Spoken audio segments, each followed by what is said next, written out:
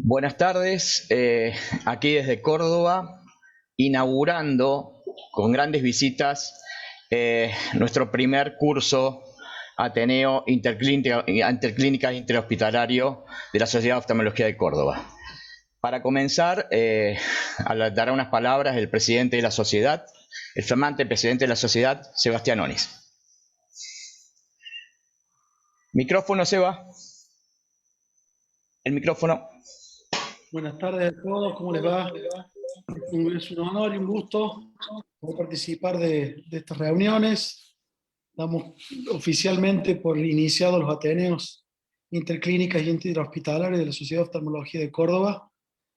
Quiero agradecer enormemente el trabajo que está haciendo toda la comisión para poder dar un salto de calidad desde el punto de vista científico, organizando este tipo de reuniones, los Ateneos, los actualizando, los cursos y todo lo que tenemos previsto este año.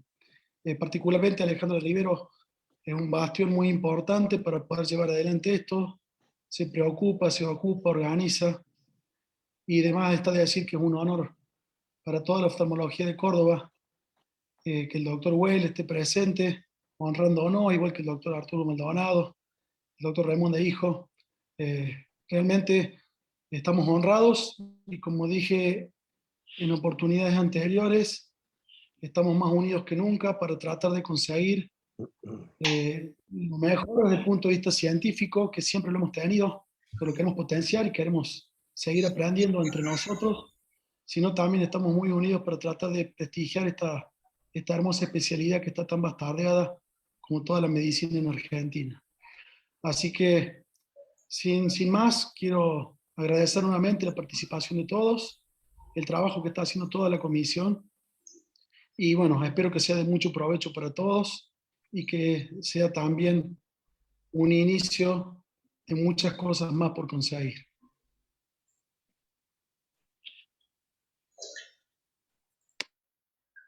Bueno, quiero contarles un poquito la historia de esto. Esto nació después de una reunión que tuvimos en la Sociedad de Oftalmología de Córdoba, pensando lo siguiente, y se me ocurrió escribir lo siguiente. Con una música que nuestro doctor Remonda, al ser tucumano, seguramente ha tenido dentro de su repertorio. Y dentro de esa música,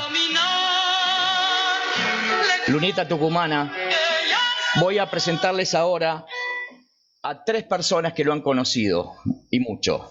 Su hijo, que va a hablar sobre la parte personal, y sus amigos, Daniel Bail y el doctor Arturo Maldonado. Entonces, Carlos, hijo, me gustaría escucharte y que des tu parte emotiva de esta historia. Buen día a todos. Muchísimas gracias a la Sociedad de Oftalmología de Córdoba y en particular a vos, Alejandro, por haber sido el nexo, la unión y el artífice de todo esto, con la ayuda de muchos que no conozco y que quiero agradecerles igualmente. Este lunes, o esta hora de los lunes, ustedes saben que fue durante muchos años un día de reunión de muchos oculistas. Los lunes de la Sociedad de Oftalmología de Córdoba, el curso de la Sociedad de Oftalmología. Entonces, cuando me invitaron me dijeron que querían hacer este curso, estos Ateneos, me encantó mucho la idea y, por supuesto, participar como disertante en algún momento. Y cuando me dijo Alejandro que querían que hablara algo de papá, yo puedo, como hijo, tengo que decir siempre todo lo mejor de él como hijo. Sin embargo, a veces, Arturo me decía recién que era de pocas palabras. Sí, es verdad. Papá nació en Tucumán, como dijiste vos, Alejandro, en el año 1930, hizo su primario y su secundario en Tucumán y se vino joven a Córdoba, donde decidió estudiar medicina. Una vez que terminó su carrera de medicina, viviendo en el barrio Clínicas, donde muchos venían desde el interior del país y algunos del exterior a estudiar y a quedarse con algunos de los conocimientos, llevarse algunos conocimientos que de acá de Córdoba aprendieron, decidió quedarse igualmente en Córdoba una vez que se recibió de médico y se puso a trabajar al lado de Juan Emilio Remonda, que era un primo de él, no era su padre, muchos creen que era padre, se llevaba 30 años de diferencia. Él se quedó en Córdoba estudiando y trabajando, como les decía recién, con Juan Emilio Remonda, y decidió seguir en la oftalmología ya en el Hospital de Clínicas. A partir de ahí, muchos conocen su parte docente, su parte asistencial en ese hospital que hoy todavía persiste y perdura, y dentro de la cátedra de oftalmología, junto con el doctor Alberto Reza Valía y otros, entre ellos el doctor Arturo Maldonado, la doctora Katz, el doctor Remedio, y todos que pasaron por el Hospital de Clínicas. Muchos recuerdan cuando él llegaba a la mañana, a veces hosco, a veces con muy pocas palabras, pero que a las 10 de la mañana más o menos, 9:30, 10, 11 de la mañana, había una secretaria, la señora Mercedes Villar de Acuña, que lo conocía bastante a él, tan es así que su marido, muy amigo de papá, compartían muchos vinos y muchos whisky, compartían, lo encontraba en algún momento distraído y se lo llevaba al bar con todos los residentes, y muchos residentes y médicos de aquella época compartían, entre otras cosas, las enseñanzas de él, de la medicina, y por supuesto algunas cosas de la vida. Algunos tuvieron mucho más afinidad con él y pudieron continuar su amistad. En esa época, papá decidió seguir estudiando y se fue a Barraquer, al Instituto Barraquer. En aquella época España era la meca de la oftalmología con el ABC, con el doctor Arruga, con Barraquer y Castroviejo. Decidió quedarse en el Instituto Barraquer y durante sus 3 años de estancia, que aprendió y compartió con muchas personas, conoció a una persona que se la trajo de España, la que fue mi madre, Felicidad Guillermina. En ese momento no es la tecnología que tenemos ahora. Entonces, pensar que alguien se iba a traer a alguien de España a Argentina era un poco difícil. Y dentro de las personas que le dieron la bendición para que mamá se viniera acá a Argentina, me enteré hace poco realmente, no lo sabía. El doctor Barraquer le dijo que con cualquier otra persona él no le iba a dar la bendición, pero con papá sí. Por lo tanto, mamá pudo venir, más allá de la bendición de sus padres, vino con la bendición del doctor Barraquer. Luego siguió estudiando, por supuesto, vino, se casó, y siguió estudiando y se fue a España, a Estados Unidos. Ahí conoció, con el doctor Arruga, estudiando con el doctor Arruga, conoció a un amigo que yo tengo oportunidad, y vos, Daniel, lo conocés también, el doctor Carlos Veracristo. El doctor Carlos Veracristo fue muy amigo de él, muy compañero, y me dijo una cosa muy, muy importante que me quedó grabado. Papá no solamente enseñó, no solamente dio clases, no solamente estaba pendiente de cada uno de sus alumnos, de sus médicos, sino también él quería aprender. De hecho, me contaba el doctor el doctor Carlos Veracristo, que dentro de los alumnos que más tuvo, que más aprendió, que más enseñó, que más tuvo de compañero en su estancia en Nueva York con Arruga, fue papá, quien además de enseñarle, ya era docente de la universidad, no solamente él enseñaba, sino que también aprendía mucho. Dentro de su interés no solamente estaba la oftalmología, él le gustaba mucho la historia. De pronto, cada intermedio entre paciente y paciente lo veía yo con libros de historia, algunos libros de historia viejos que yo no los he conocido, y algunos libros que pasaron por mis manos cuando yo era estudiante del Colegio Montserrat, que él los releía permanentemente. Y eran charlas que él tenía con sus hermanos, como te digo, la historia argentina, le gustaba mucho, así que cada vez que viajaba a Tucumán a visitar a su familia, cosa que hasta último momento hizo, siempre hablaban de la historia.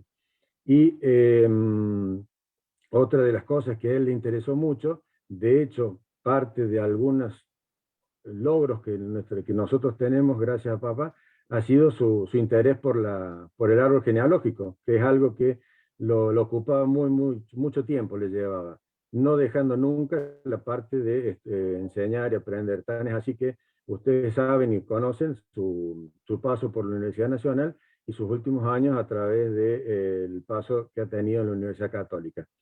Ha dejado muchos alumnos, ha dejado mucha enseñanza, y una de las cosas que creo que ha dejado es un buen nombre, y eso me obliga a mí a continuar con eso. No sé si la oftalmología será el continuador de él, pero la parte personal, que todo el mundo lo reconoce y lo recuerda como una muy buena persona, es una de las cosas que uno tiene que seguir manteniendo.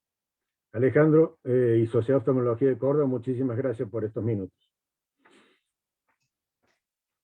Si para algo valió la pena organizar esto, es para ver temblar la voz de un gladiador como sos, Carlos.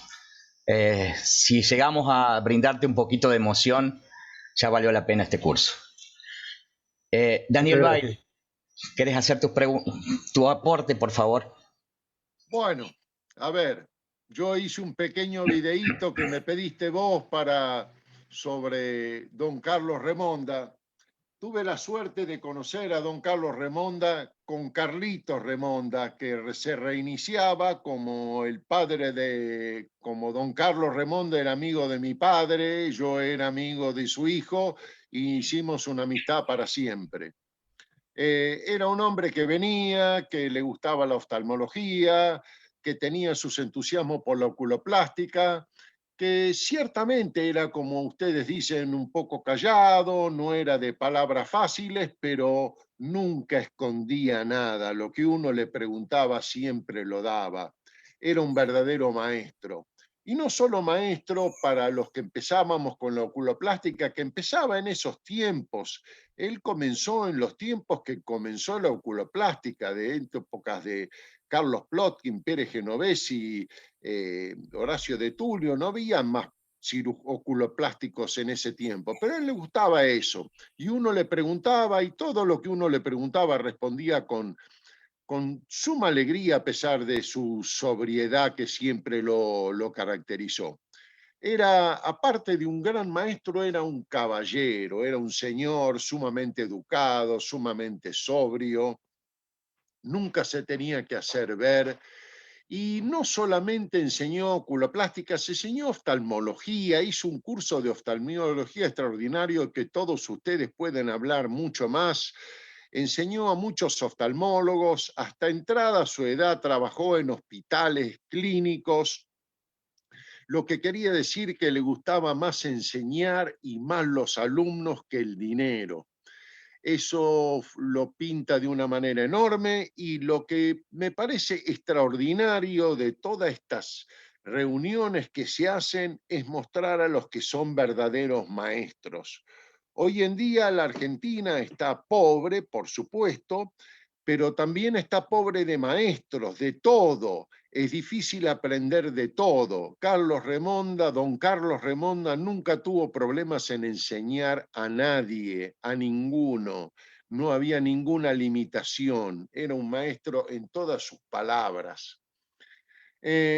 Así que lo mejor para mí de poder recordar a un hombre tan importante, sobre todo para aquellos jóvenes que ni han escuchado hablar o han escuchado hablar de que su hijo, digamos, siguió sus caminos. Y si tengo que hablar algo de su hijo, tengo que hablar que soy tan amigo de su hijo por haberlo conocido en la época que lo conocía su padre. Y su hijo es como su padre, es un caballero de pocas palabras, que no oculta nada a nadie. Y yo siempre lo digo, que si yo he podido enseñar a más personas es porque vivo en Buenos Aires, donde hay 20 millones de habitantes, y en Córdoba hay más de 1 millón. Nada más, esa única diferencia. Carlitos tampoco le niega nada a nadie. Tenemos la suerte de hablar de cualquier cosa, de caballos como le gustan a él y a mi hija y a lo que sea. Y Carlito ha sido un heredero estupendo, y por eso a esta edad sigue trabajando en el Hospital de Clínicas. Y las últimas palabras que voy a decir, las voy a decir para el que me sigue, que es Arturo Maldonado, que también es un amigazo de muchos años, a quien he tenido la suerte de conocer en Chile cuando todavía no era médico.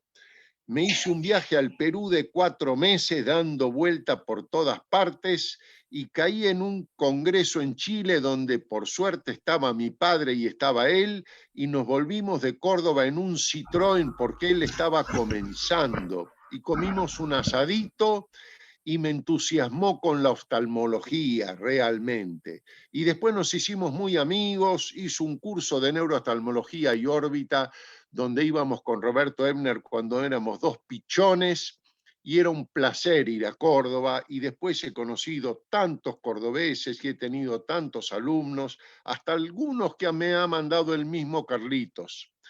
Así que Arturo es un amigazo de muchos años y un amigazo familiar.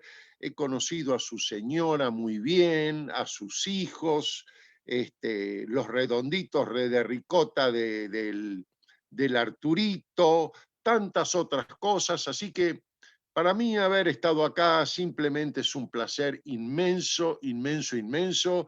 Y lo más grande que me parece es reconocer a los grandes maestros de lo que cada vez tenemos menos en todo el mundo. Muchas gracias, maestro del Rivero. Usted es un gran magno y realmente esa idea que ha tenido de hacer esto me parece una idea fantástica. Reconocer los maestros, eso me parece enorme. Un abrazo para todos los cordobeses, de los cuales tengo tantos, tantos amigos, y aunque no tomo Fernet en Buenos Aires, cuando llega a Córdoba me pido un Fernet y hasta termino tomando el asado con el Fernet. Un abrazo grande a todos los cordobeses y un reconocimiento enorme a un maestro de los grandes, grandes, grandes que ha habido. Muchas gracias. A vos, Daniel. Cuando le propuse a Daniel hablar o decir algo para este curso, lo que quieran, me dijo, y así fue. Tuvimos un gran apoyo a toda la gente de la sociedad de él. Y bueno, para terminar este homenaje, mi padre putativo, Arturo Maldonado Vaz, va a decir sus palabras. Artur, saca el micrófono. Ahí está. Gracias, Ale. Gracias, Ale. Yo sé que le has puesto un esfuerzo grande a esto. Yo lo conozco de pichona, de que era residente, ha sido residente mío. Y realmente, yo lo conocí al doctor Remonda en 1967, cuando cursé quinto año.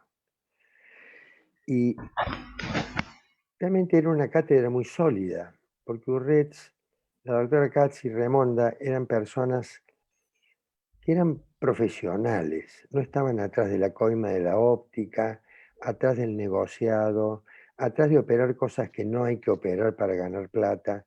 Eran gente honesta, gente que hacía medicina de verdad. Luchaban para curar al paciente. Y como decía Hipócrates, los médicos curamos pocas veces. Aliviamos algunas más, pero tenemos que consolar siempre. Entonces, eso lo mamé ahí con ellos. A mí me gustaba la microcirugía, así que no sabía si hacer neurocirugía, ORL u ojos. Y el doctor Ponce León, que era amigo de mi padre, que era oftalmólogo, me inclinó un poco para oftalmología. Me dijo, andate a Buenos Aires a hacer la residencia. Y bueno, el doctor Remonda ha sido un tipo... Yo volví a la cátedra, porque yo no inicié, me inicié en San Roque, volví a la cátedra. Y el doctor Remonda era una persona incorruptible. Oigan, esa palabra hoy ya no existe. Era incorruptible. Y aprendí una cosa de él y de la doctora casi todos. Yo he cometido errores muchos. Nunca operé a un paciente para ganar plata. Lo operé para curarlo. Me equivoqué muchas veces. Pero eso lo mamamos de ellos, porque ellos tenían eso metido en la esencia de su ser. Entonces no iban a hacer tranzas con las obras sociales ni con nadie. Ellos atendían y operaban y curaban o fracasaban como fracasamos todos. El doctor Remonda hizo una cosa muy importante, que fue crear el curso bienal, donde los oftalmólogos chicos, los residentes, se formaron porque se daba en un año la primera parte, supongamos segmento anterior, y en el otro segmento posterior y orbital. Entonces, si alguno reprobaba el primero, lo podía repetir a los 2 años. Cuando yo estuve en la cátedra, que fueron 14 años, impuse como condición para que se quedaran en la cátedra de que aprobaran el curso de Remonda. Tenían 2 opciones, diciembre y marzo. Y le dije, el que no apruebe se tiene que ir. Nunca se fue ninguno, porque el que en diciembre lo reprobaban se pelaba la pestaña todo el verano trabajando para aprobar. Entonces, ese fue un curso espectacular. Duró casi 25 años. Los argentinos somos una máquina de destruir. Porque teníamos Entel y necesitaba 2 años para que te dieran un teléfono. Agarraron los ferrocarriles ingleses, en 10 años los destruimos. Somos máquinas de destruir, pero él fue una máquina de construir. Era un tractor que no paraba, que tenía fuerza. No había computadora, no había nada. Iba con su cuaderno y en su cuaderno tenía anotado todo el programa y qué tema tenía que dar cada uno. Y te hablaba una semana antes. Y te decía, como decía él, mijo, ¿se acuerda qué es lo que tiene que dar? Sí, doctor, tengo que dar tal cosa. Y me enseñó una cosa, yo era un mocoso, tenía 28, 29 años. Y un día me dijo, mijo, lo óptimo es enemigo de lo bueno. Y yo pensé, este viejo, ¿de qué me está hablando? ¿Cómo va a ser lo óptimo enemigo de lo bueno?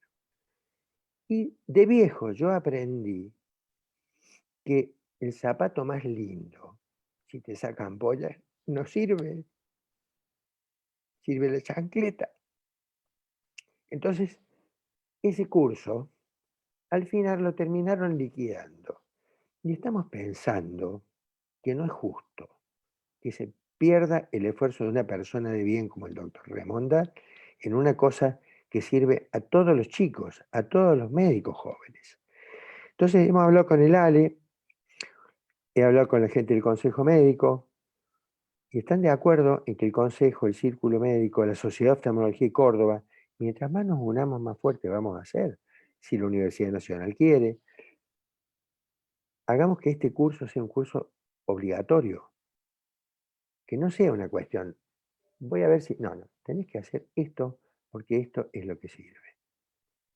Y entonces tenemos todos los médicos, algunos ya estarán dados de baja, los cambiaremos por otros, las haremos virtuales, las haremos presenciales, son cosas para discutir. Pero el perder el camino que inició una persona de bien no sirve. Y tenemos el país que tenemos porque hacemos eso. Entonces, yo quisiera que para mi Argentina haya muchos Remonda. Gente honesta, decente, honorable, padres de familia, no sinvergüenzas. No estoy acusando a nadie, pero todos sabemos quiénes son. Entonces, yo quisiera para mi país eso. Así que ojalá que nos apoyen todos y que podamos llevarlo al frente. Y gracias, Carlitos, gracias, Ale, gracias, Daniel, por estar. Hemos hecho un camino largo juntos y bueno, nos hemos divertido un montón. Un abrazo para todos. Un gran abrazo. Muchísimas gracias. Hermosas palabras, Artur. Bueno, para terminar esto y ya alargar con el curso. Las últimas consideraciones, pues si no nos vamos a largar a llorar todos. ¿Qué oftalmólogo de Córdoba no guarda en su memoria emotiva cuando los lunes a la noche, después de una ardua jornada con labores de residente, concurríamos al círculo médico de nuestra ciudad a seguir aprendiendo? O cuando, pasado unos años, algunos continuábamos dando en el mismo sitio nuestros primeros pasos como docentes. Y siempre la sobria, paternal imagen de nuestro querido profesor organizándolo todo. Por ello, desde la Sociedad de Oftalmología de Córdoba, lo queremos homenajear. El mismo día, la misma hora, él seguramente está allí y estará aquí. Basta de mariconeadas. Bueno, queremos largar el curso. Empieza, hoy hay 3 clínicas. La primera es Provisus, el Centro de Oftalmología Avanzada, por lo cual su director, José Luis Bulacio, va a presentar a quienes van a ser los speakers de su clínica. Bueno, ante todo, buenas tardes a todos. Estoy usando el celular porque no estoy con buen internet en mi computadora. Perdón, pero me voy a entrometer con las personalidades que hablaron antes. Del doctor Remonda ya se dijo todo y doy fe.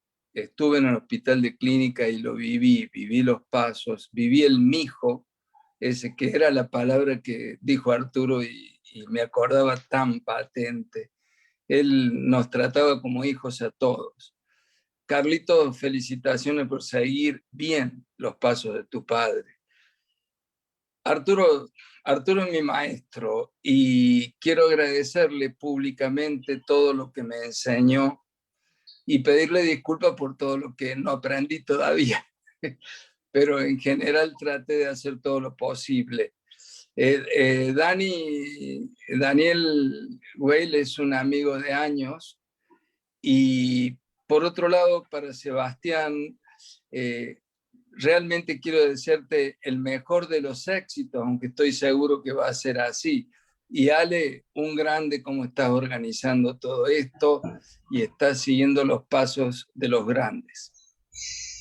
Simplemente decirles que el doctor Ponce y el doctor Romera ya son conocidos, no hace falta una presentación curricular.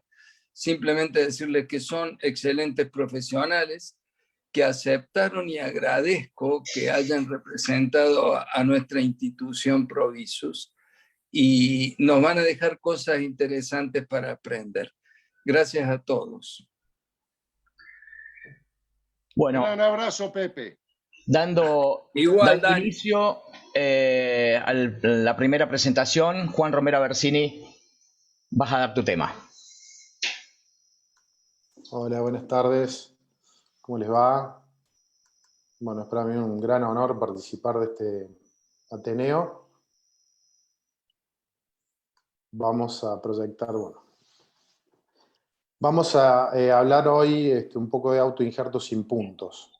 La idea es hacerlo un poco práctico y por supuesto acepto todas las críticas y colaboraciones de cualquiera que quiera intervenir durante la transmisión o al final. Bueno, para los adhesivos tisulares se pueden utilizar el plasma rico en plaquetas activado, puede ser autólogo, eso quiere decir obtenido de la misma sangre del paciente. Lo que vamos a buscar es la fibrina. Los adhesivos tisulares llamados sintéticos o comerciales, tenemos varias marcas que ahí están enumeradas y algunas otras más. Ahí se pueden ver imágenes de cómo viene preparado el kit para los adhesivos tisulares comerciales. El mecanismo de acción de estos adhesivos es formar una fibrina, puede ser por la fibrina fisiológica, y la idea es imitar las fases finales de la coagulación, que al final de todo es formar una malla de fibrina que sea adherente. Luego el coágulo se va a degradar por enzimas naturales del propio organismo. Las técnicas quirúrgicas a las que hago referencia tiene una tasa de éxito bastante elevada. Algunos refieren que esto puede disminuir la recidiva en menor de un 10%. Lo otro bueno positivo que tiene es que no lleva puntos y por lo tanto la sensación de cuerpo extraño durante la recuperación del paciente cuando tiene puntos no se produce. Y otra cosa muy buena que tiene esta técnica es que no hay que sacar puntos en el consultorio y esto lleva a menor riesgo de que se despegue el injerto.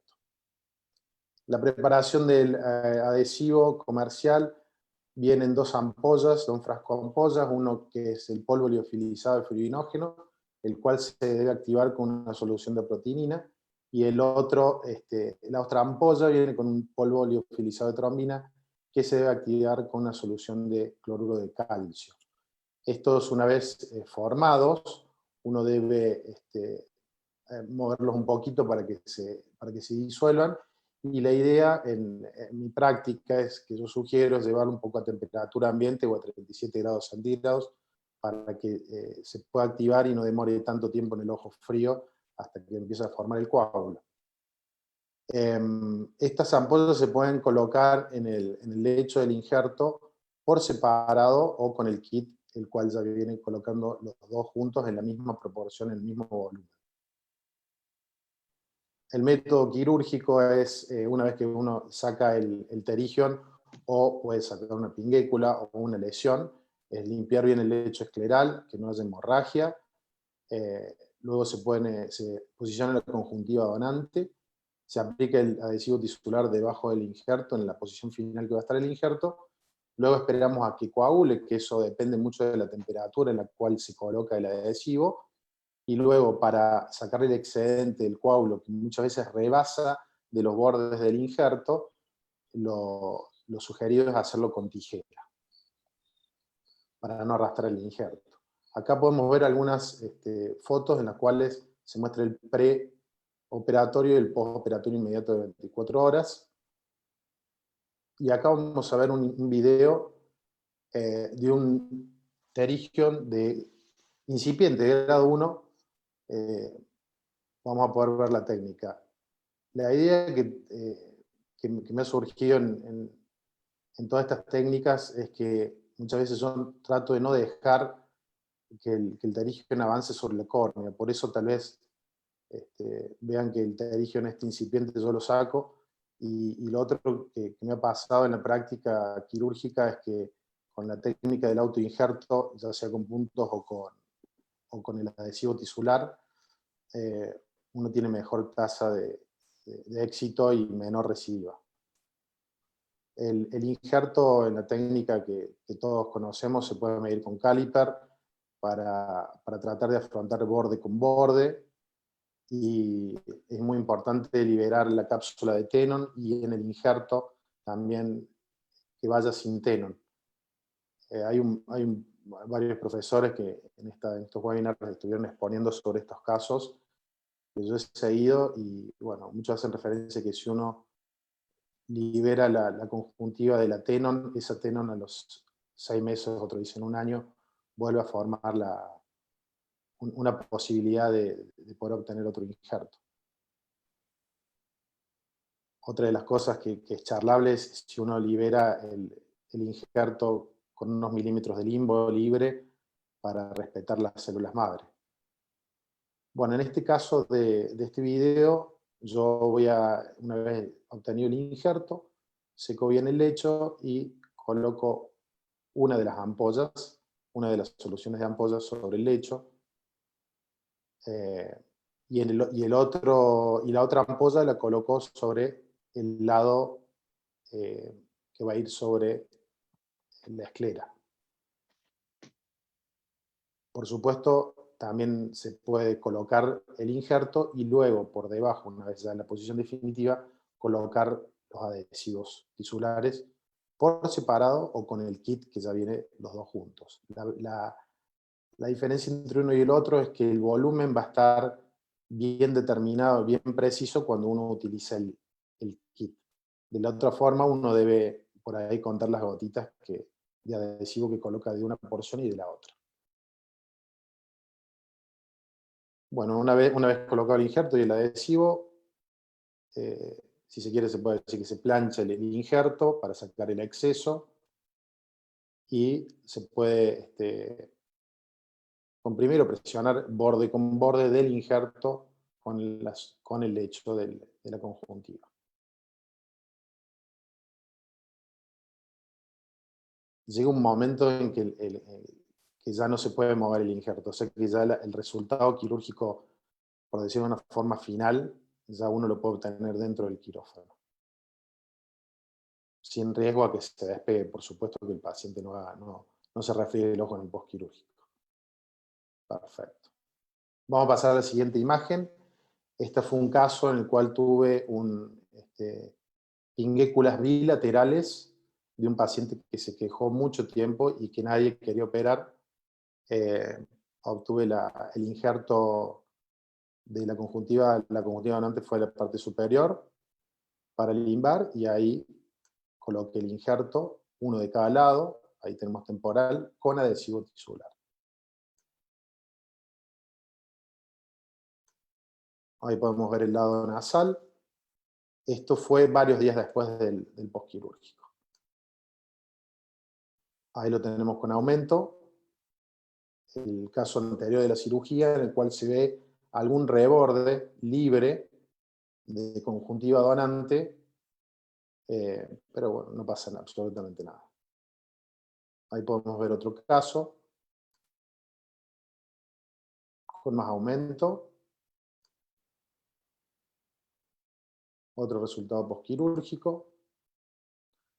Bueno, para concluir, la curva de aprendizaje en los cirujanos que ya dominan el autoinjerto solo requiere un correcto manejo del adhesivo tisular y los tiempos de coagulación, y como algún compañero de quirófano alguna vez me dijo en el comienzo, cuando yo coloqué el adhesivo tisular frío y quise pedir el hilo de sutura porque dije que esto no puede ser, que no se adhiera, me dijo, espera un poquito, que ya con la temperatura del ojo se va a activar, y de hecho se activó y salió muy bien, así que no hay que acelerarse con eso. Lo otro es que la técnica requiere menos tiempo de cirugía en el quirófano, ya que no hay necesidad de colocar puntos, y una negativa es que tiene un costo adicional que no los cubre las obras sociales. Que yo sepa, no está nomenclado. Bueno, muchas gracias por su atención. Bueno, dejo abierta la discusión. Juan, ¿hay alguna pregunta en el chat? Pueden hacer las preguntas que quieran por el chat, que serán leídas. Y hasta que recibamos el chat, no sé si algunos del panel quieren hacer alguna opinión sobre esto. No hay preguntas, Ale, por ahora.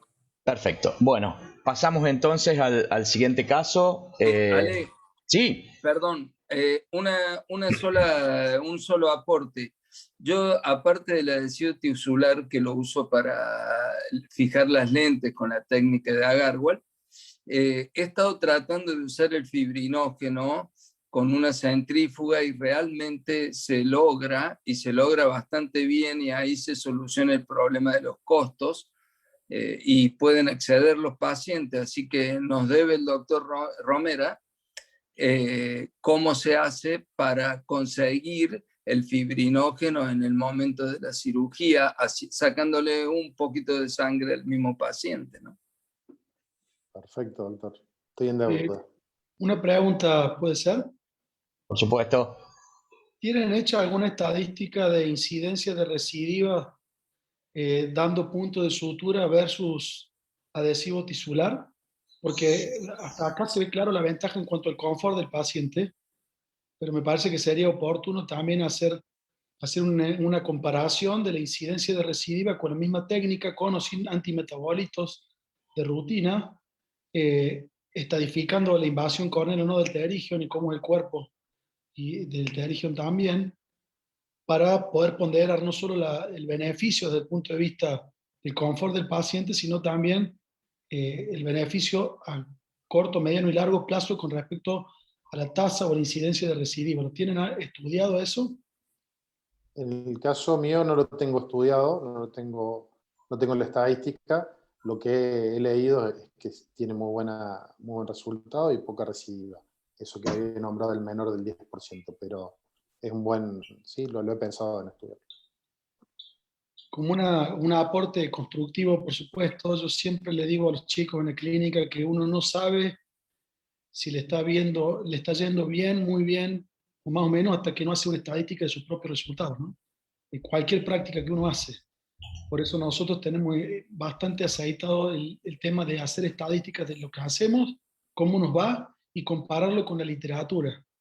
Porque si no, uno tiene la sensación de que le va bien, el comentario, pero uno lo puede cuantificar, creo yo, cuando puede hacer su propia estadística y compararlo con técnicas alternativas y con lo que está publicado.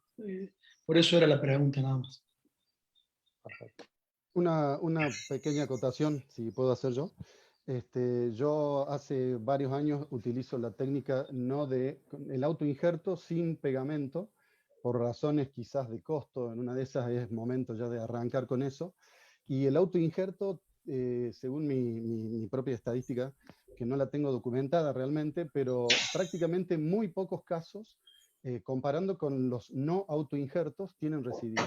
Incluso operando pacientes de 2 o 3 veces, Yo actualmente opero a todos los pacientes de pterigion, o pinguéculas grandes, o nebus grandes, tumores de conjuntiva, todos con autoinjerto. Y la verdad que el resultado es buenísimo. Me animaría a decir más de un 90%. Lo que sí juega en contra, que eso con el doctor Juan Romera, concuerdo, es el disconfort de los días, pues, cuando ya se cumplieron unos 10 o 15 días de sutura, que en los dos extremos donde se colocan los puntos, digamos, donde está el nudo, puede producir una molestia y la dificultad para extraerlo. Pero está muy bien, Sebastián, hacer una estadística concreta, pero es altísimo el buen resultado de un autoinjerto. Creo que es mucho mejor será aún el confort gracias a los pegamentos tisulares. Eso quería decir. Perfecto. Sigamos entonces contigo, Javier. Xavier, tu caso. Ok, ahí vamos. Vamos. Bueno, 2 segundos. Para que alcance todos los tiempos de las exposiciones y de las críticas o de los aportes que puedan tener, van a ser 7 minutos cada uno, 7 minutos de exposición y 7 minutos de aportes. Perfecto. Bueno, el caso que voy a hablar es un caso clínico que recibe el nombre de, en esta posición, y dale con el chalazo, porque estamos ante un caso clínico de una mujer de 36 años que consulta por una tumoración en el párpado superior del ojo izquierdo de varios meses de evolución. Perdón, Xavier, no se ve la presentación, ¿eh? 2 segunditos. Un segundito.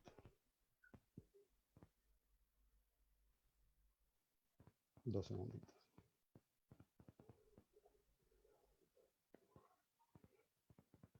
Ustedes me avisan si los están viendo, porque yo la tengo acá vista. Compartir pantalla. Avísenme si la están viendo. Voy a descargar. Un segundito. Avísenme si la están viendo. No. Bueno, segundo. Comparte pantalla, Javier. Compartir pantalla. La estoy compartiendo, chicos. ¿No aparece por ahí? No sé si no descompartió tu maestro, tu amigo Romera. No, sí descompartió. Vamos, el otro día. Ahí vamos. ¿Estamos? Ahora sí. Disculpen la desperfecto. Ampliala y arrancamos. Ahí vamos, chicos. ¿Ahora sí? Perfecto.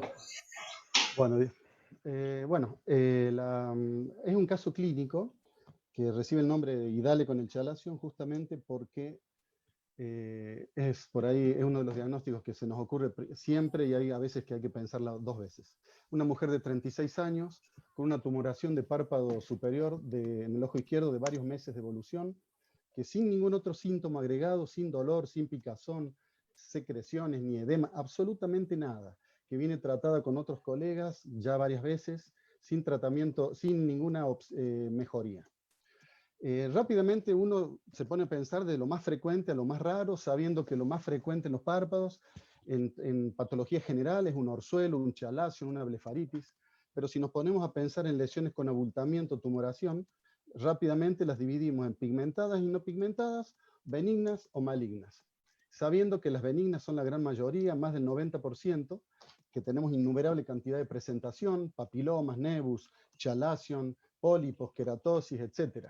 Y las malignas, que por suerte son las menores, sabemos que aproximadamente más del 54% son carcinomas vasocelulares, otras son los linfomas, los carcinomas epidermoides, melanomas, carcinomas sebáceos, etcétera, etcétera. Acá el tema es que nosotros nos vemos ante un paciente que ya ha ido a otros colegas, entonces sin éxito busca otra opción y tiene una alta expectativa. Entonces el paciente está esperando todo de nosotros, y las causas de eso son ya causas sociales, digamos, la creciente publicidad que uno hace en su centro oftalmológico, las grandes alternativas tecnológicas, el precio que a veces debe pagar cuando su obra social no le cubre y busca otra alternativa fuera de su obra social, y el manejo de patologías que antes ni siquiera las considerábamos y ahora ya las estamos manejando. Entonces tenemos una alta presión por parte del paciente. Entonces nosotros debemos responder sabiendo que en contra nos juega, que atendemos muchos pacientes, que andamos de acá para allá, que no tenemos mucho tiempo para examinarlo, que queremos lograr un ingreso razonable en nuestra querida Argentina, por lo cual andamos de acá para allá viendo pacientes. Pero no nos tenemos que desviar desde el camino, que nuestro camino es principalmente una sólida relación con el paciente, un prolijo y exhaustivo examen o anamnesis, sin saltearse pasos, y si se puede, y esto sería también lo ideal, una correcta y una completa documentación de cada caso.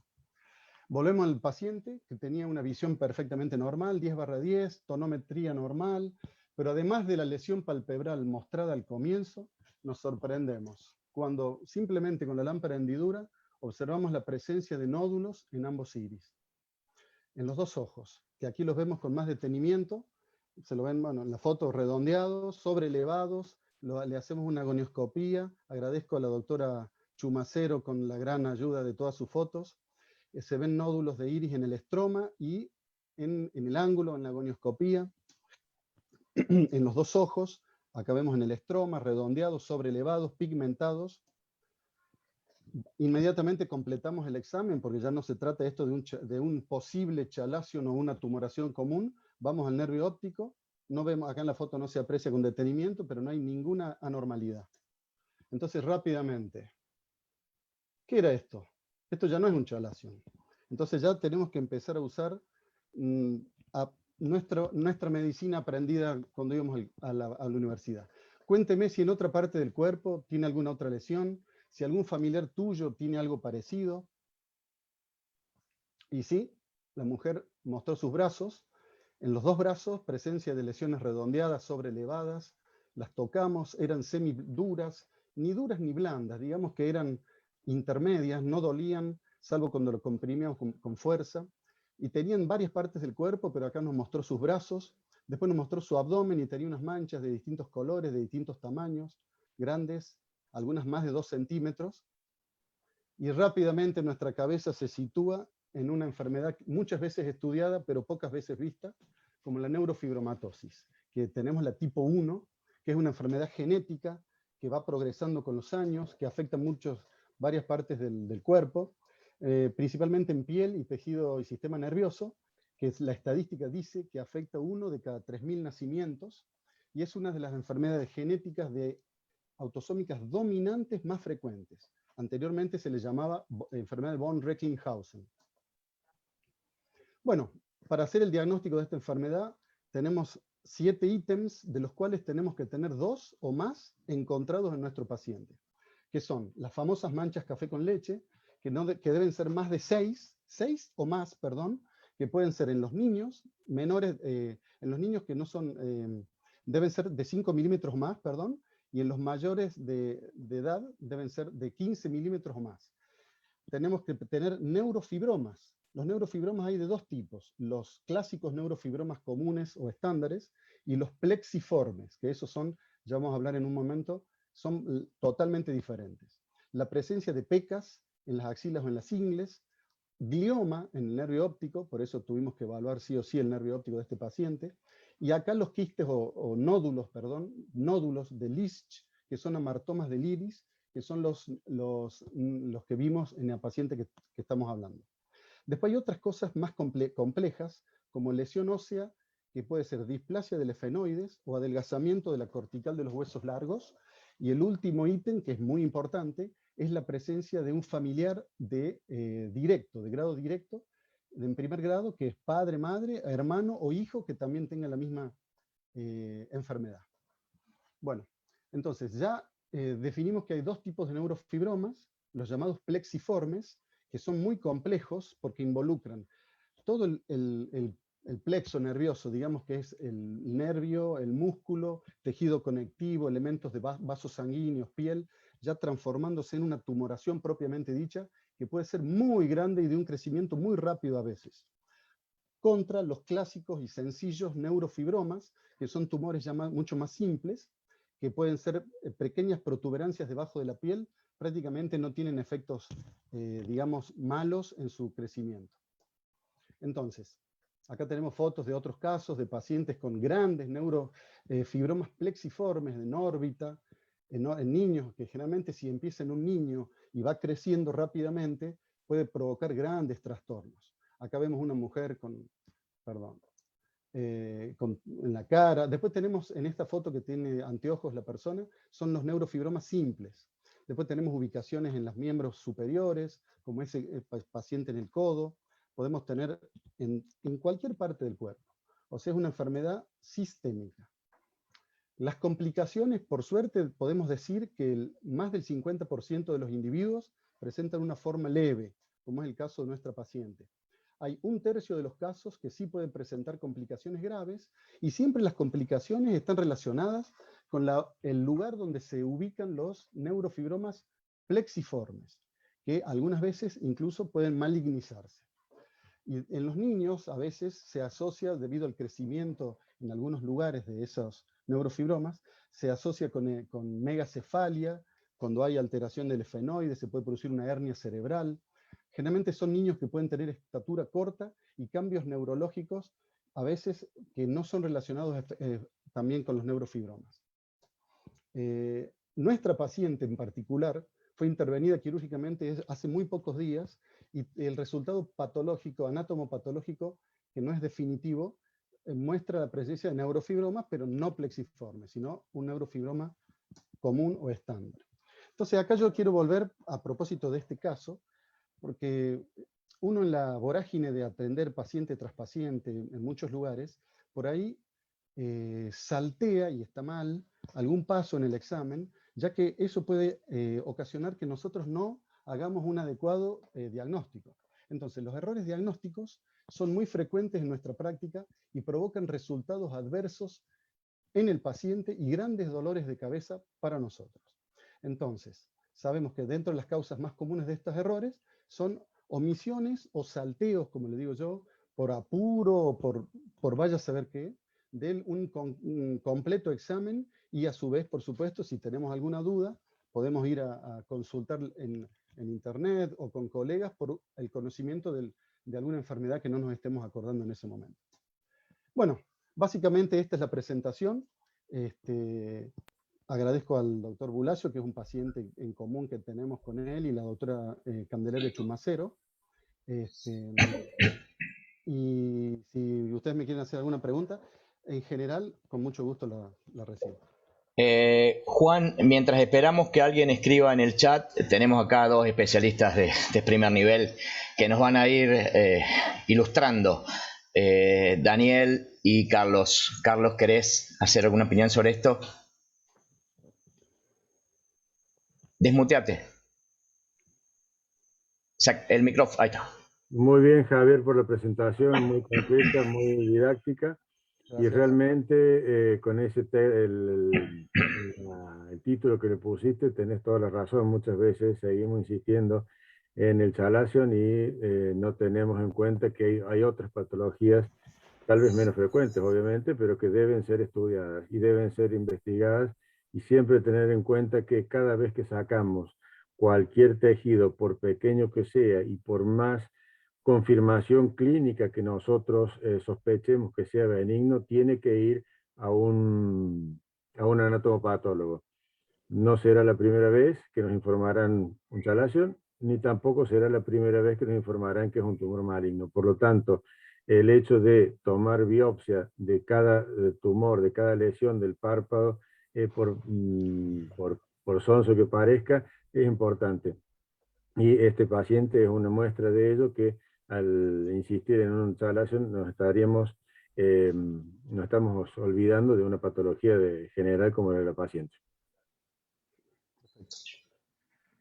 Perfecto. Bueno, no hay preguntas en el chat. Gracias, Carlos. De nada. Vamos a pasar a la siguiente clínica, que es el Sanatorio Argentino de San Francisco, para lo cual Florencia Toñón va a dar sus dos casos. Bueno, buenas tardes. Soy Florencia Toñón, como presentó Ale. Muchas gracias a la SOC por la invitación y por el espacio al interior de la provincia. Y es un placer para mí compartir panel con ustedes.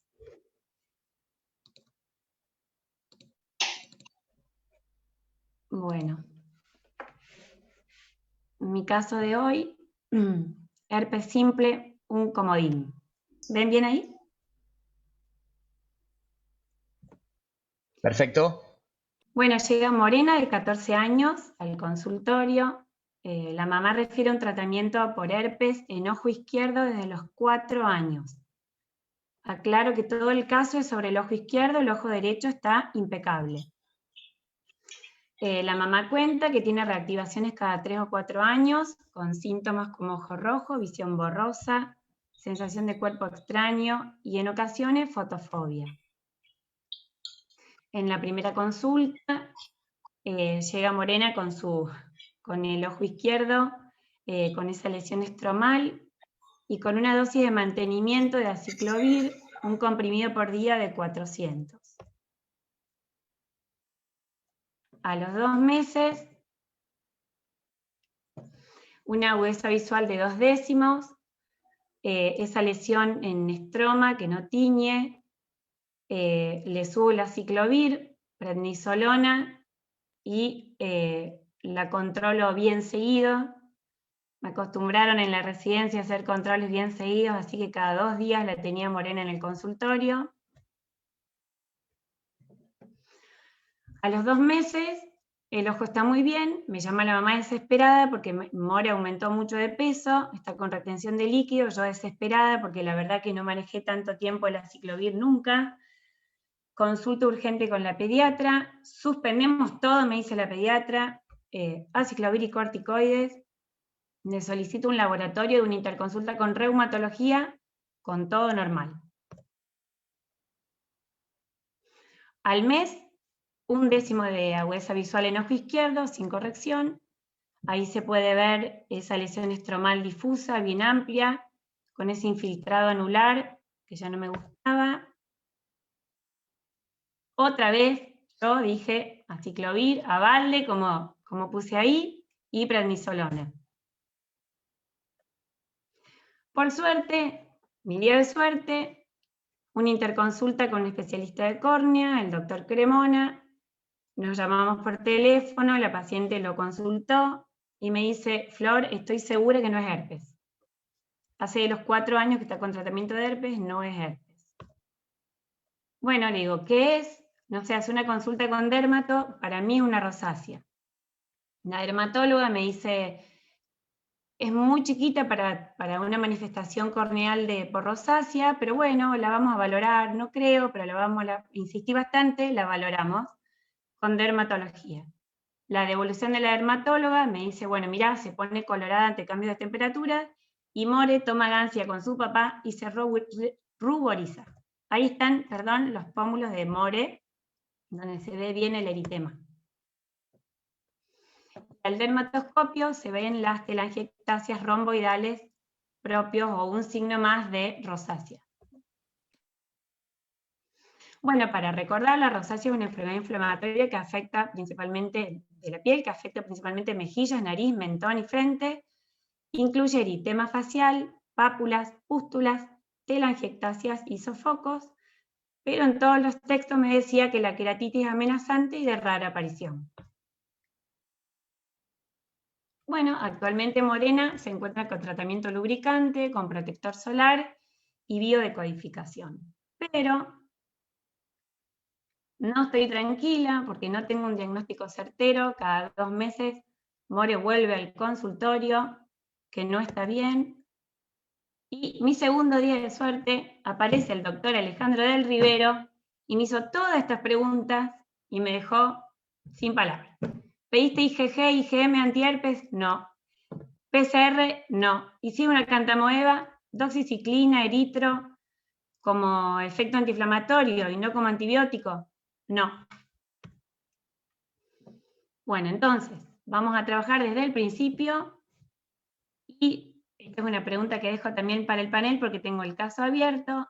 La idea o la sugerencia es solicitar o seguir estudiando con dermatología rosácea, donde vamos a hacer una prueba con antibióticos para ver si detenemos los episodios, o si pensamos en una cantamoeba, se puede tomar una muestra corneal con raspado de bisturí, se hace un extendido con calco fluor white para ver los quistes o un cultivo con E. coli, microscopía confocal o PCR. Claro que yo estoy en un problema porque nada de esto tengo en San Francisco, pero lo vamos a solucionar. En el caso de pensar en un herpes, se puede hacer una muestra en lágrimas o raspado corneal, IgM o IgG antiherpes y PCR. Otra opción también es la toma de muestra de humor acuoso. Así que esta historia continuará. Muchas gracias. Bueno, la pregunta mía, Flor, de todo eso era, al ser un cuadro totalmente unilateral, uno sospecha que tal vez no haya una enfermedad sistémica. Por eso la duda de la rosácea. Pero ¿quién más que el número uno que lo tenemos acá, que es el Fede Cremona, lo tenemos para el aporte? Fede, todo tuyo. Le puse un cuchillo en la panza, Fede, para que aparezca hoy. Bueno, hola a todos, un placer estar con ustedes. Me bajé de un avión y me vine porque es un caso interesante. Les cuento yo que viene este caso y para que aprendamos a pensarlo, ¿no? A mí me toca hacer, la verdad, por alegría y tal vez por desgracia, la córnea pediátrica del Hospital Garrahan y la del Hospital de Clínicas. Y cada vez tenemos más casos, yo le trataba de decir a Flor, que cada vez tenemos más casos donde nosotros hacemos el diagnóstico precoz. Muy bien lo dijo Ale, con respecto a tomar las muestras, o sea, ya descarto que no es una cantomeba, ¿sí? Esto es para que no le toquen el ojo, porque estos casos se pueden detonar. Descarto que no es una cantomeba por la cantidad de tiempo. Si hubiera sido una cantomeba, ese ojo ya no existiría de los 3, 4 años. Segundo, ¿por qué herpes no? ¿Y por qué me salió a mí? Yo tomo siempre la sensibilidad, y esa chica estaba con una sensibilidad a favor. Si después de tantos episodios, haberse tratado tanto con aciclovir, o es resistente al aciclovir, que es rarísimo, ¿sí? Yo tengo pacientes de aproximadamente han usado el aciclovir por 10 años continuados. Hace poco llegó uno al hospital de Clínicas, no le miento, con 10 años de aciclovir, y es una droga muy noble. Pero más allá de eso, ¿por qué a mí se me ocurre rosácea? Porque están apareciendo mucho más, y en verdad surgen mucho a partir de la hipersensibilidad por estáfilos, que después, y más que nada en mujercitas jóvenes, cuando empieza todo el desbalance hormonal, se puede presentar. ¿Es raro unilateral? Sí, recontra raro. Pero les puedo, mientras estaba hablando Flor, me hacía una ayuda de memoria o le preguntaba a mis fellows, y tenemos más o menos 5 casos que son unilaterales en muy jovencitas. Entonces, más confirmación que un dermatólogo haya accedido a hacer un estudio en una menor, a nosotros nos han sacado, bueno, muchos me conocen, saben que soy muy mal hablado, nos han sacado cagando los dermatólogos, pero los logramos convencer. Lo que nosotros vemos, por ahí le anticipamos como 10 años a los dermatólogos, los que ellos pueden llegar a ver en piel. O sea, que una dermatóloga haya accedido y encima haya encontrado, yo me quedo totalmente tranquilo. Y lo último, en base al tratamiento, muy bien se lo dijo Ale cuando se lo planteó, ¿sí? Lo que va a hacer tanto la eritromicina o la citromicina en los menores, ¿sí? Y la doxiciclina o minociclina en los que son por ahí un poco mayores, es inhibir las metaloproteinasas. Entonces, cuando yo la vi a esta chica, la habré visto creo que en enero, por ahí, a mí el cuadro, que venía medio como para perforarse, se me calmó totalmente. Entonces, cuando Flor me mandó la foto, le digo, para mí está mucho mejor. Y ella es como que la veía mucho peor. Lo que estaba generando ahí es que ella le está generando un haze porque lo estás tratando bien. Entonces, yo seguiría, digamos, con el manejo dermatológico, el clínico, oftalmológico, pero por ahí no iría más allá de eso. Si ya el cuadro lo logramos cambiar. Así que yo, para mí está cerrado en el buen aspecto, en el buen sentido. ¿Sí? No sé si alguien me quiere preguntar algo. No, excelente, Fede. Vos sabés que cada vez más vemos lo que hacemos niños.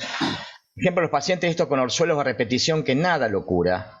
Directamente yo le hago una refracción para ver que no tenga un vicio de refracción, y lo mando directamente al dermatólogo ya hablado por mí, y el 80% de ellos tienen una enfermedad que se llama enfermedad inflamatoria periorificial, que es como si fuera un previo a la acné rosácea. Por eso es raro la acné rosácea en los niños, pero es muy común la enfermedad plurificial, que se trata de la misma forma que la acné rosácea y mejoran de una forma espectacular. La única duda, Fede, era esa, la unilateralidad de un proceso sistémico, pero si vos decís que tenés 5 casos, allá vamos y el diagnóstico ya está hecho, ¿no? Y te digo 5 casos que me fueron nombrando los chicos confirmados, pero me dicen vamos a buscar más y te puedo asegurarle que tenemos más. Y con respecto a eso, hay que insistir a los dermatólogos, o sea, nosotros no saben lo que nos costó y hoy tenemos un equipo y la verdad que mejoramos un montón de casos. Y lo más importante, y que a nosotros nos pasa, es casi todo lo que se ve en córnea, otros médicos por ahí lo ven y dicen que es herpes. Cualquier úlcera, cualquier vaso que ven dicen que es herpes. Entonces después hacer para atrás el diagnóstico de herpes es muy complejo. Decirle a los padres que lo trataron por tanto tiempo y después decirle que no, es muy complejo, pero vale la pena hacerlo. O sea, no todo es herpes, o sea, tener pequeños récords y siempre por ahí, si tienen una duda, como dijo Ale, tratar lo que es la superficie, ¿sí? Más que nada, como bien lo dijo, con el mismo tratamiento, que por ahí puede ser un ungüento de antibiótico, darle vía oral y todo, y van a ver que el cuadro por lo menos va a frenar, y después tomar la sensibilidad. Bueno, muchas gracias. Una pregunta, doctor. Una pregunta puede ser. Sí.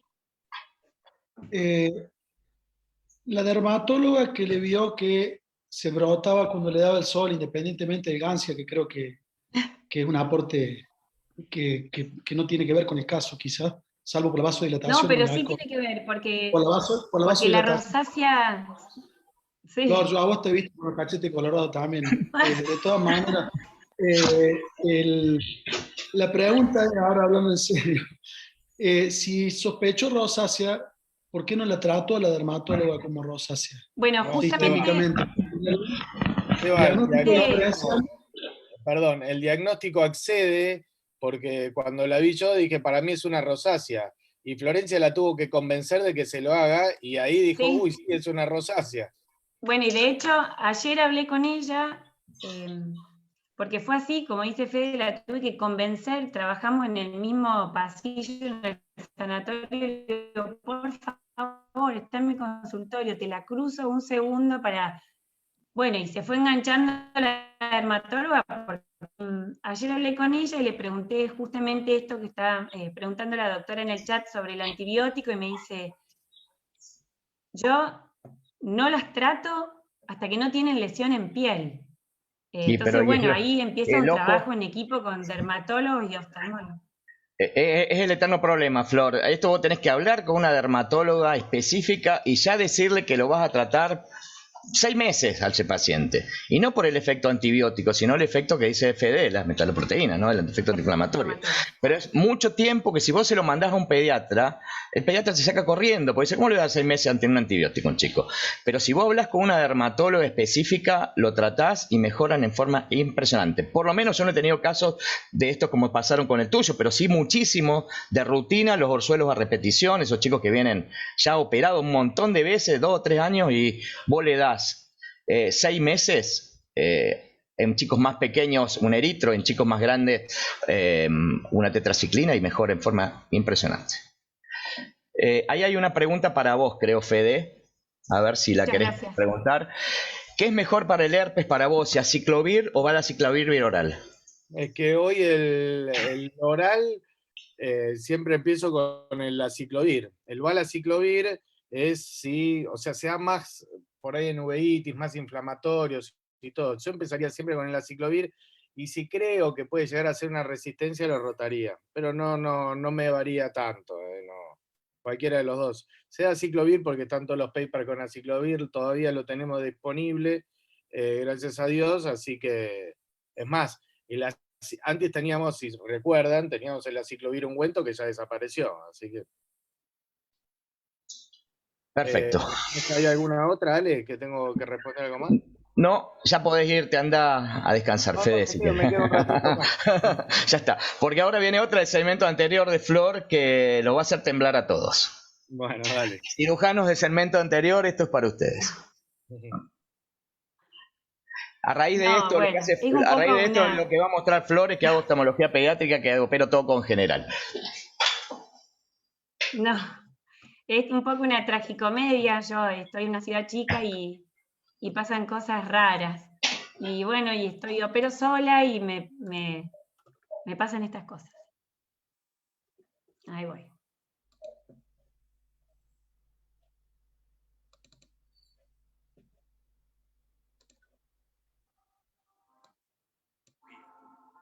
¿No se ve, Flor?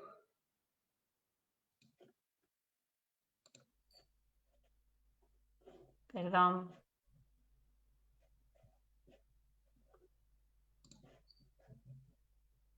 Ya va a salir. Y lo practicamos 45 veces, le aviso al resto. Ahí va. ¿Estás?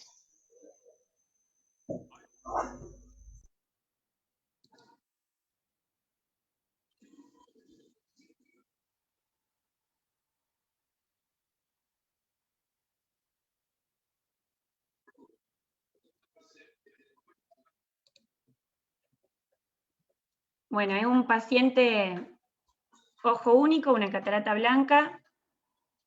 La imagen no es muy buena, pero es lo que tengo en mi quirófano, así que el ojo se movió así siempre, por suerte. El paciente tenía un pterigion grado 2, que no sabía si sacarlo o no, y decidí no sacarlo porque dije ojo único, ¿para qué voy a andar tocando? Bueno, Sultripam.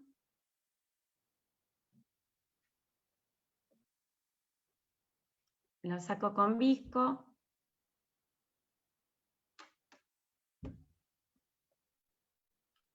Hago la rexis. Tenía ese día una circulante nueva, que fue la primera vez que estaba en un quirófano, y cada vez que le pedía que me moje la córnea, me mojaba la conjuntiva, pero está bien. Ahí está, conjuntiva. Bueno, trato de hacer la rexis.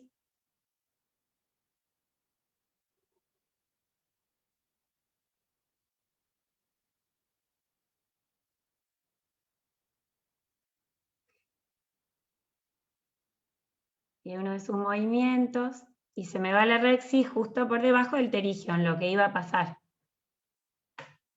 Así que me puse bastante nerviosa. Traté de rescatar.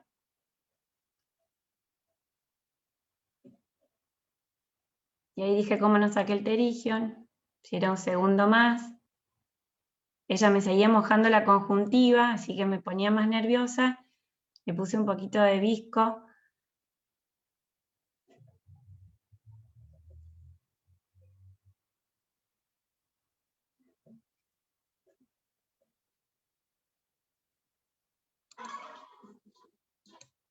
Bueno, ahí la pude rescatar.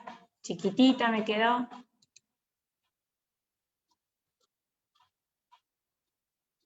Segunda mano. Siempre se movió el ojito. Hidro.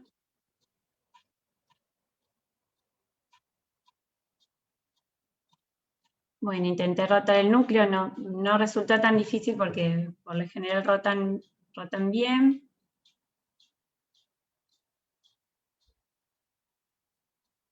Yo empecé a hacer un surco porque uso una pinza forceps para partir estos núcleos.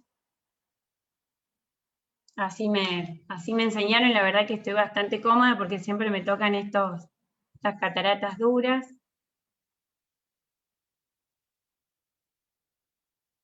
Y cuando todo iba más o menos bien, además de las burbujas,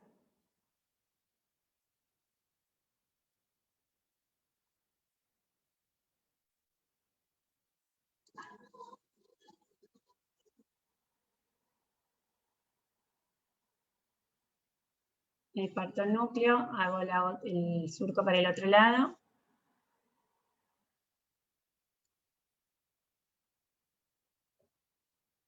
Se me cortó la luz en el quirófano. Hay un generador, pero hay que prender todo y seguir, pero seguimos.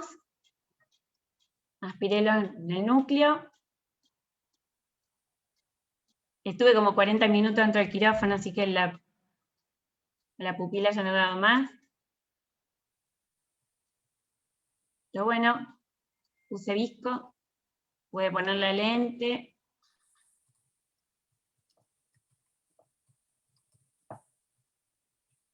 Ya me temblaba un poco el ojo.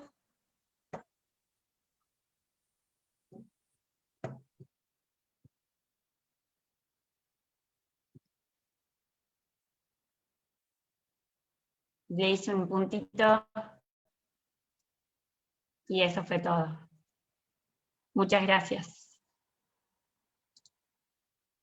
Bueno, tenemos eximio cirujano del segmento anterior. No. Esto es para ustedes.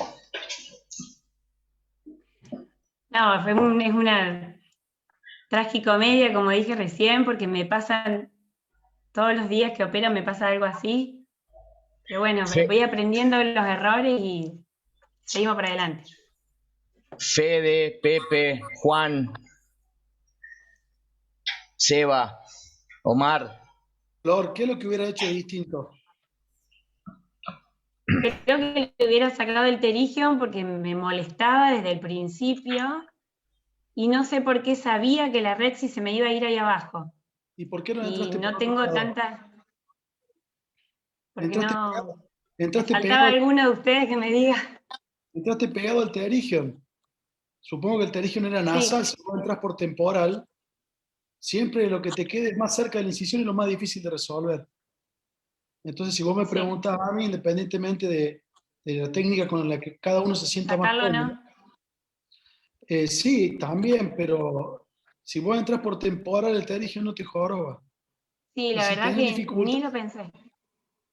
si tenés Una dificultades con la cuestión Rexy, técnica, Sí. perdón, una cuestión no técnica. Tener el FACO y el microscopio que se nutra de energía de una UPS. Entonces ahí se corta la luz y no te das cuenta, porque todo lo demás es una tontería, no es un costo alto y te da mucha tranquilidad. Sí, es verdad. No lo podía creer cuando se cortó la luz. Ale, quisiera hacer un comentario nada más. Florencia, yo no soy eximio cirujano del segmento anterior, pero cuando le enseñamos a los residentes y tratamos que los residentes aprendan de nosotros, una de las primeras cosas que le explicamos es la anestesia. ¿Qué anestesia utilizaste vos en este caso? No, yo la verdad que pensé que el paciente se iba a comportar mejor de lo que se portó y le hice colirio como le hice a todos y ahí me di cuenta que fue Sí. otro error. Exactamente, yo eso te quería comentar. Porque el ojo no se dejó de mover nunca. Siendo ojo único, yo hubiera... Con el diario del lunes es muy fácil comentarlo, pero la verdad que No, siendo no. ojo único, aún un cirujano experimentado creo que hubiera optado por una subtenoniana mínimamente. Es verdad. Muchas gracias. No, Yo, no. Flor, yo comparto Una- un poco una- lo que dijo Sebastián. Por ahí, siempre cuando tenés un ojo único, yo, porque de obsesivo las planifico el día anterior, todas mis cirugías las planifico en mi cabeza. Y tal cual, lo único que hubiera hecho de diferente era dónde hacer la incisión, salvaguardando que voy a pasar por un lugar de ciego. Entonces, si me lo dejo para el peor momento, pero después, más allá del corte de luz, a mí me pasó una vez en el hospital de clínicas que hubo un corte general y nunca volvió la luz y terminé haciendo un trasplante con un celular y era con anestesia general. O sea, por ahí no tanto el FACO es lo importante es el resto, es el microscopio más que tal vez el FACO, para poder cerrar la cirugía si tenés que cerrar con una UPS. Sí. Y a veces las UPS, yo le digo porque en mi clínica tenía 2 UPS y a veces las UPS fallan, no te salta enseguida, ¿sí? Y por ahí no es la única solución. Cuando pasan esos cortes de luz no te salva nadie. Ni que hablar si estás pasando un microquerátomo o un FED. yo creo que, como dice Fede, los imponderables son imponderables, pero planificar correctamente la cirugía Sí. es el principio del éxito. Entonces, si vos tenés un paciente ojo único con pterygium nasal, mínimamente asegurarte una anestesia que te dé tranquilidad y confort a vos mientras operas y un abordaje quirúrgico que te quede cómodo también para evitar el punto ciego del pterygium. Después, si se corta la luz o no, no lo puede prever nadie y no lo puede evitar. Pero sí planear el caso en función de las dificultades que tiene previamente. Flor, una pregunta. Muchas gracias. Sí. ¿El paciente está bien? Sí. Está feliz. Bueno, la vida te dio una oportunidad que no siempre se da.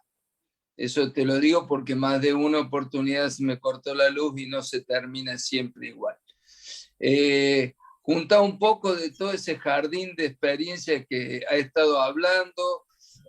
No es mala inversión una UPS, es mejor que nada. No es para nada locado hacer una perivulvar, como te dijo Carlos. Sin duda lo que acaba de decir Seba, que dijo Fede, es cierto. A un ojo único lo tenés que programar 200 veces y más vale tomarte medio Lexotanil el día de la cirugía para que estés con la cabeza un poquito armada. Y sin duda lo que dijo Seba también es básico. La incisión tiene que ser, yo no abogaría por la incisión temporal porque en general suele ser más antipático el iris, se sale y demás. Me inclinaría por una temporal superior. Es más, te digo, lo ideal, la bocha, como se dice, sacar el pterygium por ese mismo hueco, metete, hacer la perivulvar, tener conectada la otra, sí. E igual, aunque lo hayas sacado el pterygium, metete por temporal superior. Pero agradecer todos los días que no has terminado ni mal vos, ni mucho menos el paciente. Así es. Muchas gracias. Yo coincido con todos los comentarios que han hecho los colegas acá presentes. Y además, quiero comentar que realmente es un ojo hermoso para hacer macana. O sea, para todo lo que podía salir mal, acá era mucho. Y se nota que tenés buena mano. Y me gusta ver una mujer cirujana acá, porque parece que el mundo de la faco es nada más un mundo de hombres. Y se nota que tenés habilidad y alma de cirujana. Así que te felicito. Está buenísimo. Gracias, Juan. Gracias. Para terminar, Flor, yo creo que vos, al hacer este caso y al poder presentarlo, y con la experiencia que sacaste, todos los aportes que te dio gente extremadamente capaz en este curso, la frase de Cayo Julio César, que la experiencia es la maestra de todas las cosas, va bien con esto, ¿no? Así que bueno, muchas gracias, Flor. Muchas gracias. Para seguir a la última clínica, desde el este cordobés, el Centro de la Visión del doctor Magneto nos va a dar su director. Una de las cosas más lindas que puede pasar, que puedan hablar el padre y tener su retoño a su lado hablando junto con él. Omar, presenta a tu hijo. Bueno, muchas gracias. No, solamente nuestro homenaje al doctor Remonda. Hago mía las palabras de Florencia de permitir la participación de clínicas del interior. Y solamente le robo un minuto a Ignacio diciendo que el trabajo que ha hecho, que fue reconocido como mejor trabajo del año pasado, se hizo en base a un trabajo que vengo haciendo desde hace 25 años, que es una campaña de revisar a todos los niños de primer grado de todos los colegios de Marco Juárez. Lo que quiero transmitir a los más jóvenes es esto que a veces discutimos de qué pasa con la optometría, con las ópticas, es ocupar el espacio, generar una sensación en la sociedad de que los médicos están preocupados y ocupados de la salud visual, generar conciencia de la importancia de la prevención. Y bueno, esa participación en la comunidad genera un ida y vuelta muy importante, que a mí me parece que en estos tiempos de discordia entre profesiones afines o que se entremezclan, me parece que los oftalmólogos podemos cuidar la nuestra de esa manera. Así que muchas gracias por la invitación y adelante, Ignacio. Buenas tardes a todos. Mientras tanto voy compartiendo la presentación para que la vayan viendo. Mi nombre es Ignacio Magneto, yo soy actualmente residente de segundo año de IOFA, así que en primer lugar también quiero agradecerles a todos por el espacio y por invitarme, ya que soy el único residente dentro de los disertantes y es un honor para mí estar charlando y presentando algunos casos en frente de gente con tanta experiencia, así que muchas gracias. El día de hoy voy a hablar sobre la progresión de la miopía en niños durante el periodo escolar y su potencial asociación al uso desmedido de pantallas. En primer lugar, quiero presentar un caso clínico de una niña que a los 6 años de edad se le realizó ciclopejía y presentaba una esfera de macero más 1,50 en ambos ojos. A los 12 años de edad se realizó nuevamente la ciclopejía en esa misma niña y se vio una esfera positiva de 0,25 en el ojo derecho y una esfera neutra en el ojo izquierdo. El segundo caso clínico que quiero presentar es de un niño que a los 6 años de edad se realizó una ciclopejía y tenía una esfera neutra en el ojo derecho y una esfera de más 0,25 en el ojo izquierdo. Y en el año 2018, a los 12 años de edad, se le realizó nuevamente la ciclopejía y vimos que tenía menos 1,50 en el ojo derecho y menos 1 en el ojo izquierdo. Entonces, ¿qué es lo que justifica el primer caso clínico? Lo que justifica el primer caso clínico es el proceso de la metropización, que es un proceso de desarrollo que coordina el crecimiento de los componentes refractivos del ojo para alcanzar y mantener el estado óptico de la metropía. Como bien todos conocen, el estado refractivo de un niño recién nacido es de aproximadamente más 2,50 de dioptrías positivas, considerándolo una hipermetropía fisiológica que va disminuyendo a lo largo de los años a expensas de un aumento de la longitud del largo axil del ojo y una disminución del poder corneal y del cristalino del poder dióptrico. Eso justifica que la mayoría, como vamos a ver luego, de los niños a la edad de 6 años van a presentar una hipermetropía considerada fisiológica, que por lo general la acomodan sin mayores esfuerzos, y que a los 10, 12 años esa hipermetropía baja y se acerca bastante a la emetropía. Y eso también nos hace dar cuenta de que un niño a los 6 años de edad, cuando es un niño emétrope, tenemos que pensar que ese niño probablemente sea en un futuro un niño miope, ya sea a los 5, 10 o 15 años siguientes. Los casos clínicos eran reales, eran casos clínicos que formaban parte de un trabajo que hemos presentado con mi padre, que fue un trabajo que hice para recibirme como médico y después que posteriormente perfeccionamos y fue publicado en la revista de OCE, que pudimos con un placer enorme recibir un premio como el mejor trabajo publicado en la revista en el año 2019, en el cual el objetivo del trabajo era medir la progresión de la miopía en un mismo grupo de niños, es decir, un niño que se lo controló en el año 2013, volver a controlar ese mismo grupo en el año 2018, y en ese periodo escolar ver quiénes presentaban el defecto de refracción de la miopía y evaluar si existía algún tipo de relación con el uso de pantallas.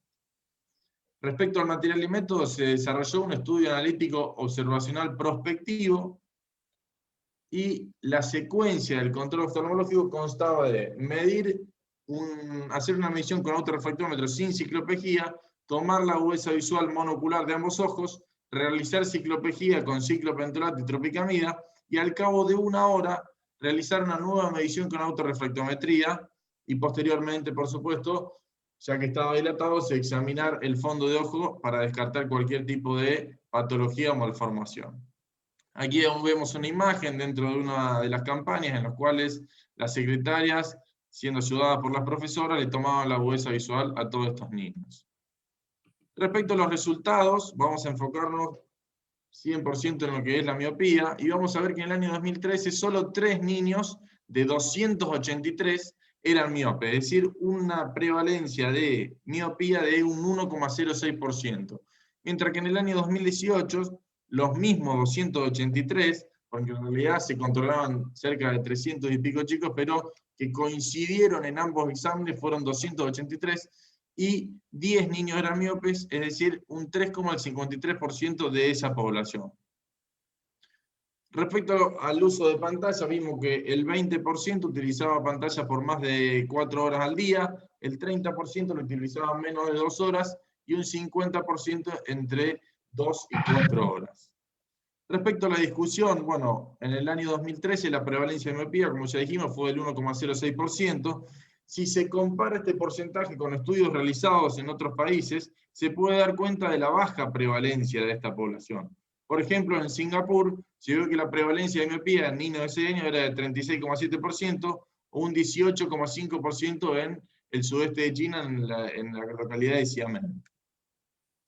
Es interesante recordar que los pacientes hemétropes, a la edad de 6 años, tienden a miopizarse con el correr de los años, como vimos en el segundo caso clínico. Esto explicaría la baja prevalencia de la miopía en el primer examen en comparación con el segundo control oftalmológico, que de todos modos, repito, siguió siendo una prevalencia muy baja, porque por ejemplo, vemos que en Irán el 22,3% de los niños a la edad de 12 años presentan miopía, 23,7% en Australia, 28,3% en Israel, es decir, acercándonos entre un 20 y un 30%, y si se comparan países donde la prevalencia es mayor, la diferencia es aún más grande. Por ejemplo, en un 84% en Taiwán, un 81,6% en Singapur. Entonces, como conclusión, tuvimos una baja tasa de prevalencia de miopía en la población estudiada, dentro de la cual predominó el género femenino, y no se encontró ninguna relación entre el uso de multipantallas y la miopía. Esa fue mi presentación. Aguardo cualquier comentario que quieran hacer cualquiera de los oftalmólogos con más experiencia. Bueno, realmente te felicito a ambos porque el trabajo fue acá de los dos y no sé si estuvieron hoy en la prensa, hoy estalló justo en la prensa nacional un trabajo que estuviste también, Ignacio, vos, sobre si hubo mayor incidencia de miopía en pandemia el año pasado o no, respecto a la forma de vida que tuvo la gente, el encierro sobre todo, ¿no? Y bueno, fíjate que aumentó un 40% la incidencia de miopía del 2018 al 2019, del 2019 al 2020. ¿Vos por qué crees que en tu ciudad encontraste tan baja incidencia de miopía en el crecimiento de los niños? ¿Qué pasa? ¿Qué cosa mágica pasa con la población de Marcos Juárez con eso? Bueno, esa es una pregunta que nos hemos hecho varios de nosotros. La he discutido mucho con Rafael Iribarren, que fue uno de los tutores del trabajo y es un maestro de la miopía a nivel nacional. Y mucho de lo que hablamos tiene que ver con que el trabajo, por ejemplo, el que realizó Edwin, en el cual estuve presente, la población que se tomó era de mayor edad, era de aproximadamente, o sea, de gente de 40 años para abajo. Entonces, al tener una población de mayor edad, el porcentaje tiende a aumentar. ¿Por qué? Porque la miopía no solo se desarrolla en niños de 6 y 12 años, sino que hay niños o personas que empiezan a desarrollar la miopía a partir de los 15, 20, 25 años, los que arrancan de manera muy tardía. Entonces, es por eso que al ser niños de 6 y hasta 12 años, la prevalencia fue tan baja.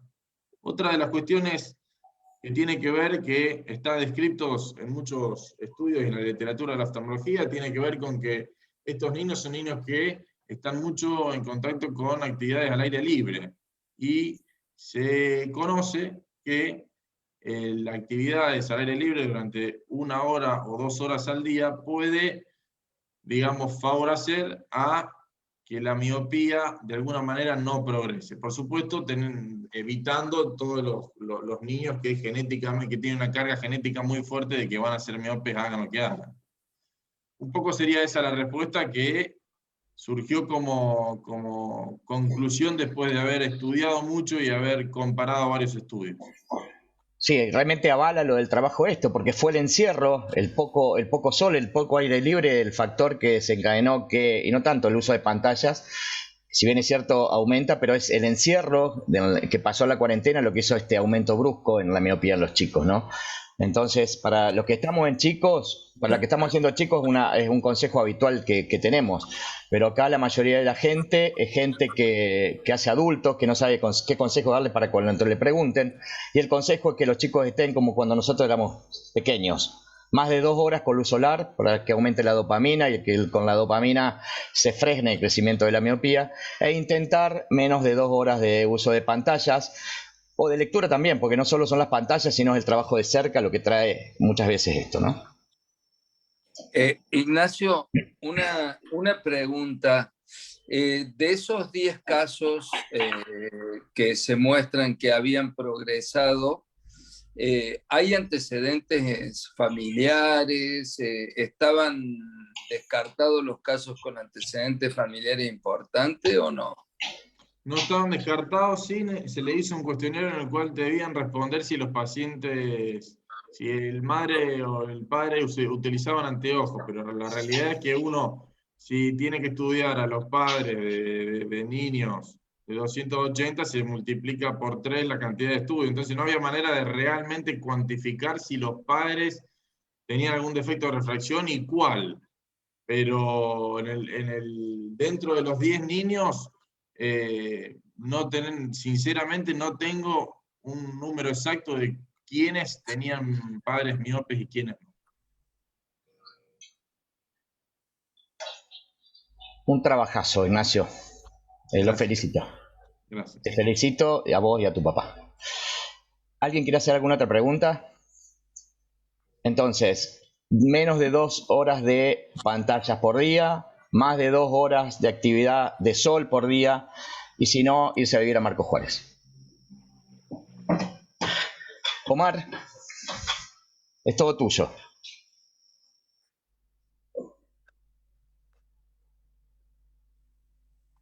¿Está el micrófono desactivado? Ahora sí.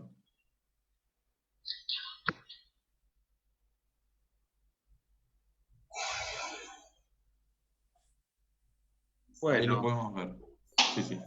Esto es transmitir humildemente mi práctica en esta patología, y es una cirugía, o sea, y para mí es una entidad importante desde el punto de vista de resolverle un problema al paciente. Es una patología o es una cirugía que será más o menos frecuente en base a cómo la indiquemos, y para mí hay que operar cuando la patología pterigion genera molestias físicas o estéticas, cuando hay un crecimiento de la lesión, y esto lo vamos a confirmar en base a fotografías.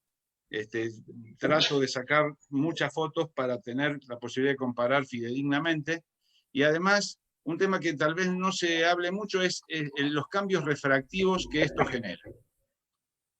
Todos los astigmatismos que generan cambios refractivos generan, no todos los pterigios, pero sí todos los que generan cambios refractivos generan astigmatismo a favor de la regla, al menos en nuestros casos. El monto oscila entre 0 y 1,50 en el 40% de los pacientes examinados en esta tanda, entre 1,50 y 3 dioptrías el 35% y más de 3 dioptrías el 25%, en base a 120 casos consecutivos operados. La técnica la vamos a charlar un poquito en el video. Lo que sí les quiero mostrar es cuál es el postoperatorio con esta técnica. Este es un paciente operado hace 24 horas. Y ahí las molestias que puede tener el paciente son exclusivamente por la zona sin epitelizar, por la zona expuesta en donde estaba el pterigion, porque estos puntos están ocultos. La tensión del injerto de limbo y conjuntiva es suficiente como para no generar pliegues, y solamente dejo cabos afuera y largos de nylon 10-0 para aproximar la conjuntiva la conjuntiva del lugar circundante con el injerto. Este es un postoperatorio habitual a los 15-20 días. Por supuesto que a veces hay un poquito más de hemorragia subconjuntival, a veces menos, pero este es el postoperatorio habitual de un paciente operado hace 15 días, y esto es lo que trato de lograr en la mayoría de los pacientes luego de los 60, 70 días. 2, 3 meses, habitualmente el aspecto es este. Puede haber pterigion como estos, bilaterales, muy importantes, en donde actuamos de la misma manera. En este caso obtuvimos el injerto doble del sector superior, dejamos indemne el sector inferior, 24 horas de postoperatorio. Podemos tener pterigion con gran afectación del eje visual. Este no es un pterigion muy sobrelevado, pero sí afecta mucho el eje visual, por lo tanto también indicamos cirugías. Este es el aspecto de la zona que queda evidentemente con la huella del pterigion, por eso tratar de no esperar demasiado. O podemos tener pterigion pequeños, pero muy sobrelevados, que generan muchas molestias, y también tratamos de lograr que el paciente esté más confortable. Respecto a los cambios topográficos, un porcentaje de pacientes prácticamente no presenta cambios topográficos. Preoperatorio, postoperatorio prácticamente iguales. Cambios topográficos moderados. En este caso, vemos cómo se regulariza la zona óptica, por lo tanto, le va a mejorar la agudeza visual y la calidad visual. Y este es un paciente que prácticamente no le podíamos tomar la topografía y tenemos una zona muy regularizada. Pero por supuesto que no todo es color de rosa. Nosotros hemos tenido una recidiva de 3 ojos de estos 120 operados consecutivos, incluyendo algunos operados que habían sido recidivados, que los vimos nosotros ya operados. Y afortunadamente debo decir que las recidivas fueron parciales, que no necesitaron reoperación, y que si bien hubo una invasión de la córnea, fue tranquila, sin demasiada congestión y no muy sobrelevada. Por lo tanto, digamos que ha recidivado, no tenemos que mirar para otro lado, pero de una manera bastante tranquila. Con respecto a la técnica quirúrgica, me parece importante que primero tenemos que educar un poquito al paciente, o educarlo, explicarle que vamos a necesitar de su colaboración. Hago una anestesia subconjuntival y la despliego generosamente en forma subconjuntival en la zona.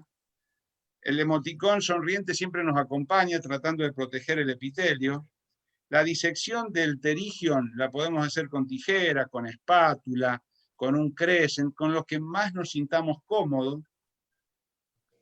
Trato de no sacar demasiada conjuntiva, sacar solamente la zona afectada, porque no es difícil irse lejos y sacar mucha, aunque hagamos poca tensión. Entonces siempre cuidar, ir cauterizando el lecho, y una de las cosas también importantes me parece sacar bien la tenon, siempre jalando, traccionando hacia el cenit, como para evitar lesionar el recto interno, que si bien puede parecer que está lejos, a veces no está tanto.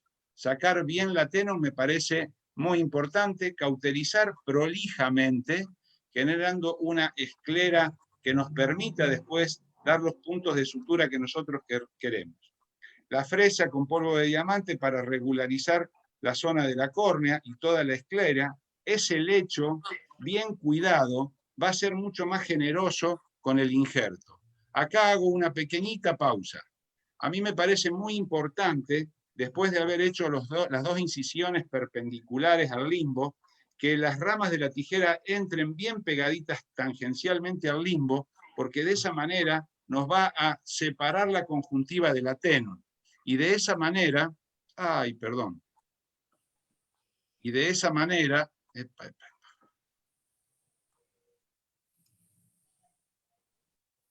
Podés adelantar, ponerle play al video y apretar. Sí, lo llevo. Y de esa manera, evitar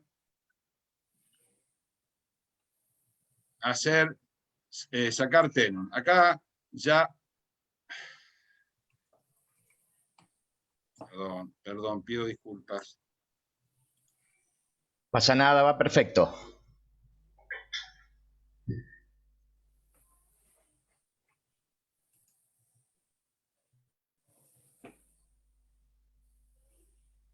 Una vez que saco... ¿Pero por qué no? Bueno, ahí saco conjuntiva sin tenon y después la rebato sobre la córnea y con un crescent cuidadosamente, si es nuevo, y si no es nuevo, más generosamente, libero la conjuntiva hasta llegar bien al limbo, porque justamente para mí se trata de trasplantar células limbares, que es donde se genera la insuficiencia limbar del pterigion. los puntos de sutura. Es protagónico acá el nudo corredizo. Yo hago en forma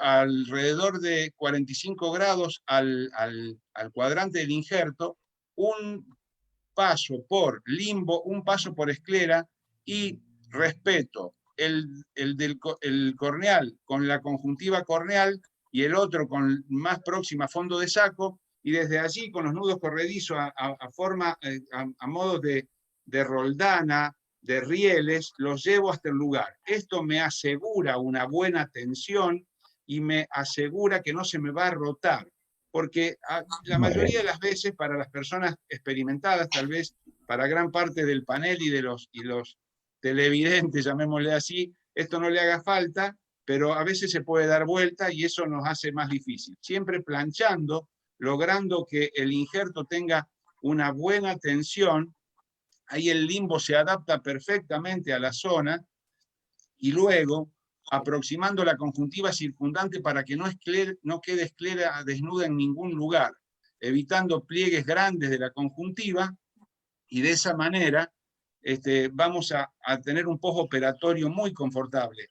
Los nudos, por supuesto, los puntos del injerto son nudos que se entierran, que no le van a molestar. Lo mismo, el nudo corredizo para la zona que va a quedar expuesta, no. La zona donde sacamos el injerto la debemos cubrir de la forma más prolija posible, ya que tenemos que lograr un postoperatorio muy confortable.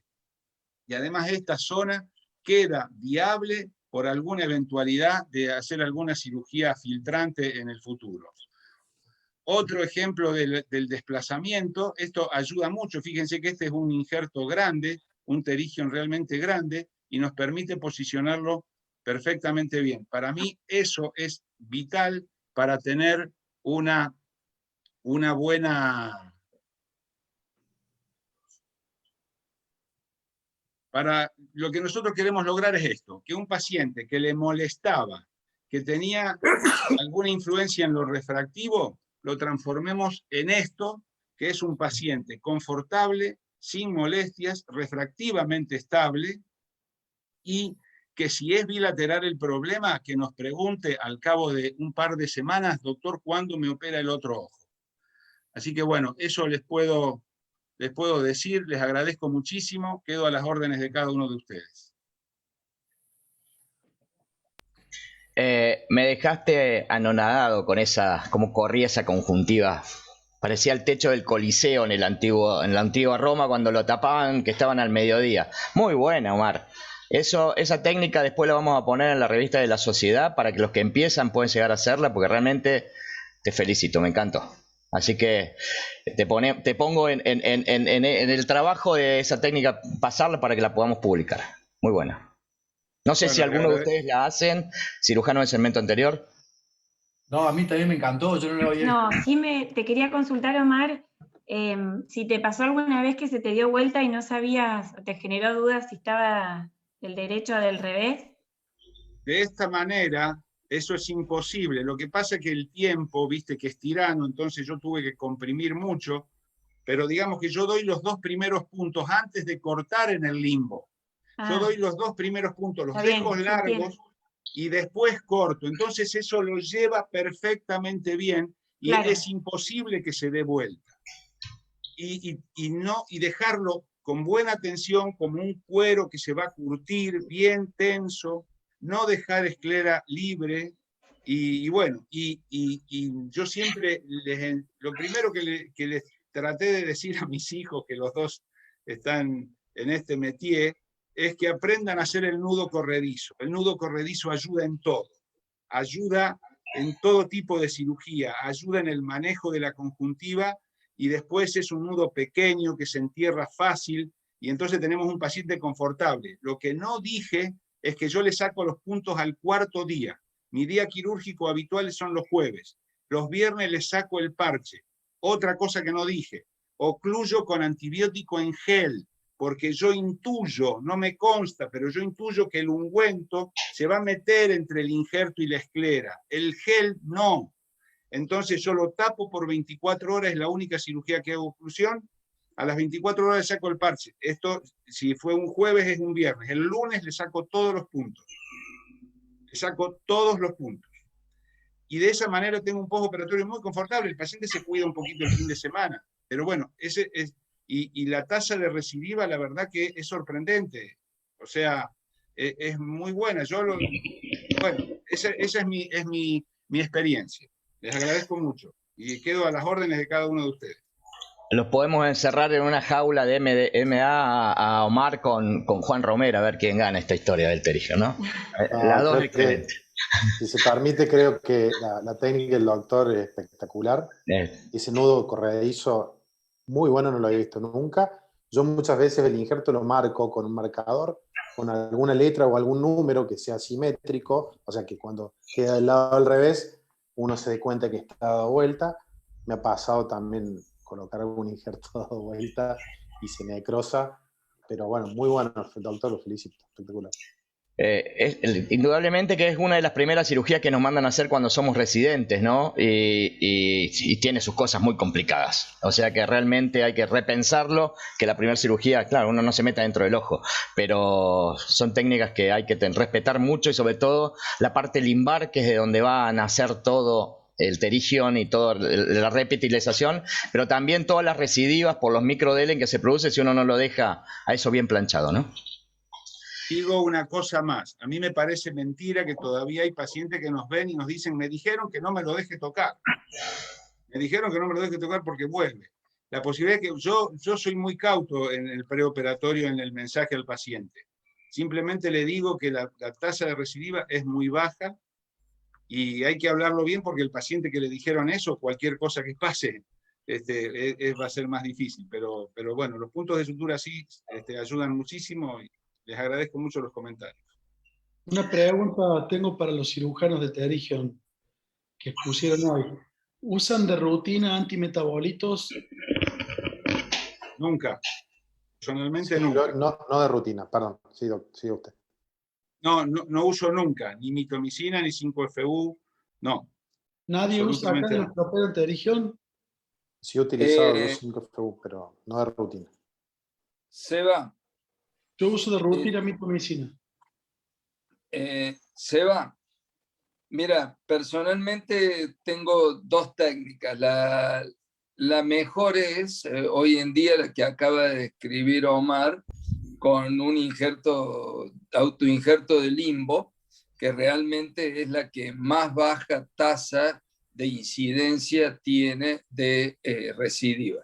No obstante, suelo usar la técnica de Vasco Posada, es la que más suelo usar. Ya hace mucho que dejé a los muchachos los pterigion, pero siempre la que más satisfacciones me dio fue la técnica de Vasco Posadas, donde cuando comenzaban a tener, digamos, casos con riesgo de recidiva, se usaba 5-fluorolacilo, dos aplicaciones cada 15 días.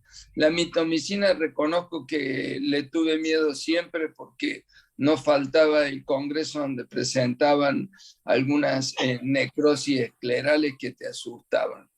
Y el punto, se ve que Omar es ex residente de Nano, porque ese era uno de los puntos que se cansaban de enseñarles para que sepan hacerlo, y realmente son muy bonitos cuando los ves y los aprendes a usar. Bien. Bueno, yo uso antimetabólico hace 3 años.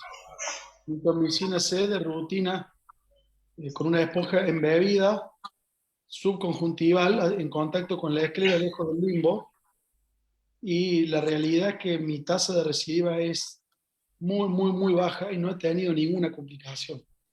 Yo creo que un factor importante, aunque Omar, tu técnica la verdad que es muy prolija. Yo no sé si un pterigion que invade córnea 3-4 milímetros, si al otro día lo destapo y tiene la córnea todavía con úlceras, si lo dejo destapado, porque eso puede ser un factor de neovascularización. Entonces yo lo tapo hasta que se cierra la córnea. Estamos contando experiencias de cada uno, ¿no? No estoy diciendo que sea ni mejor ni peor, porque no estoy diciendo, estoy contando mi experiencia. Las veces que yo he tenido alguna vascularización precoz es porque he renegado con la córnea, porque lo dejé destapado antes que la córnea esté por lo menos con solo 1 milímetro de tinción con fluoresceína. Entonces mi experiencia es que yo lo dejo tapado quizá un día más. No hago esta técnica que haces vos, que está hermosa, pero también tengo muy buena experiencia y a mí me gusta taparlo hasta que la córnea está un poco más cubierta de epitelio para no favorecer alguna complicación que tenga que ver con eso. Y si se viene el fin de semana, con más razón, porque el problema, yo tengo una estadística, porque los residentes nuestros hacen estadística todos los años de todos los departamentos de la clínica. La incidencia de recidiva que tengo con antimetabolitos es del 3%, y de ese 3% de recidiva, el 90% de los pacientes no son de Córdoba, y la recidiva es antes de los 3 meses.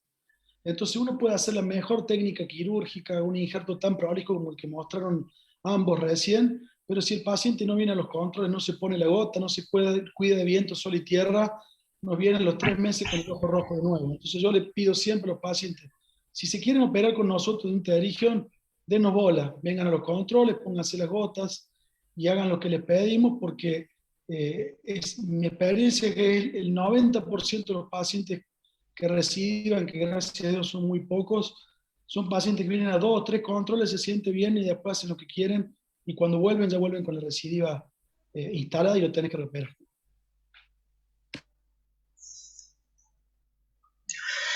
Bueno, siendo a ver qué hora es, las 20:56, no hemos cumplido 2 horas de Ateneo, con toda esa introducción que hubo. No quiero dejar pasar algo que nos faltó decir al principio. ¿Cómo se había organizado ese curso entre el doctor Remonda y alguien que también mucho ha hecho por la oftalmología de Córdoba, sentados en un café enfrente al Hospital de Clínicas, que es el doctor Julio Retzavalía? Un saludo para él también, que fue uno de los organizadores de este curso y estuvo mucho tiempo al lado de él. Bueno, preguntas no hay más, así que doy por finalizado este Ateneo, invitándolos para el próximo, esto sigue todo el año, que es el día 26 de abril, en que van a participar las clínicas oftalmológicas de Río Tercero, de Río Cuarto y el Instituto ONIS Oftalmológico Privado. Muchas gracias a todos por estar. Saludos. En un mes estamos acá de vuelta. Y gracias. Gracias. Buenas noches. Chao, buenas noches. Adiós, gracias.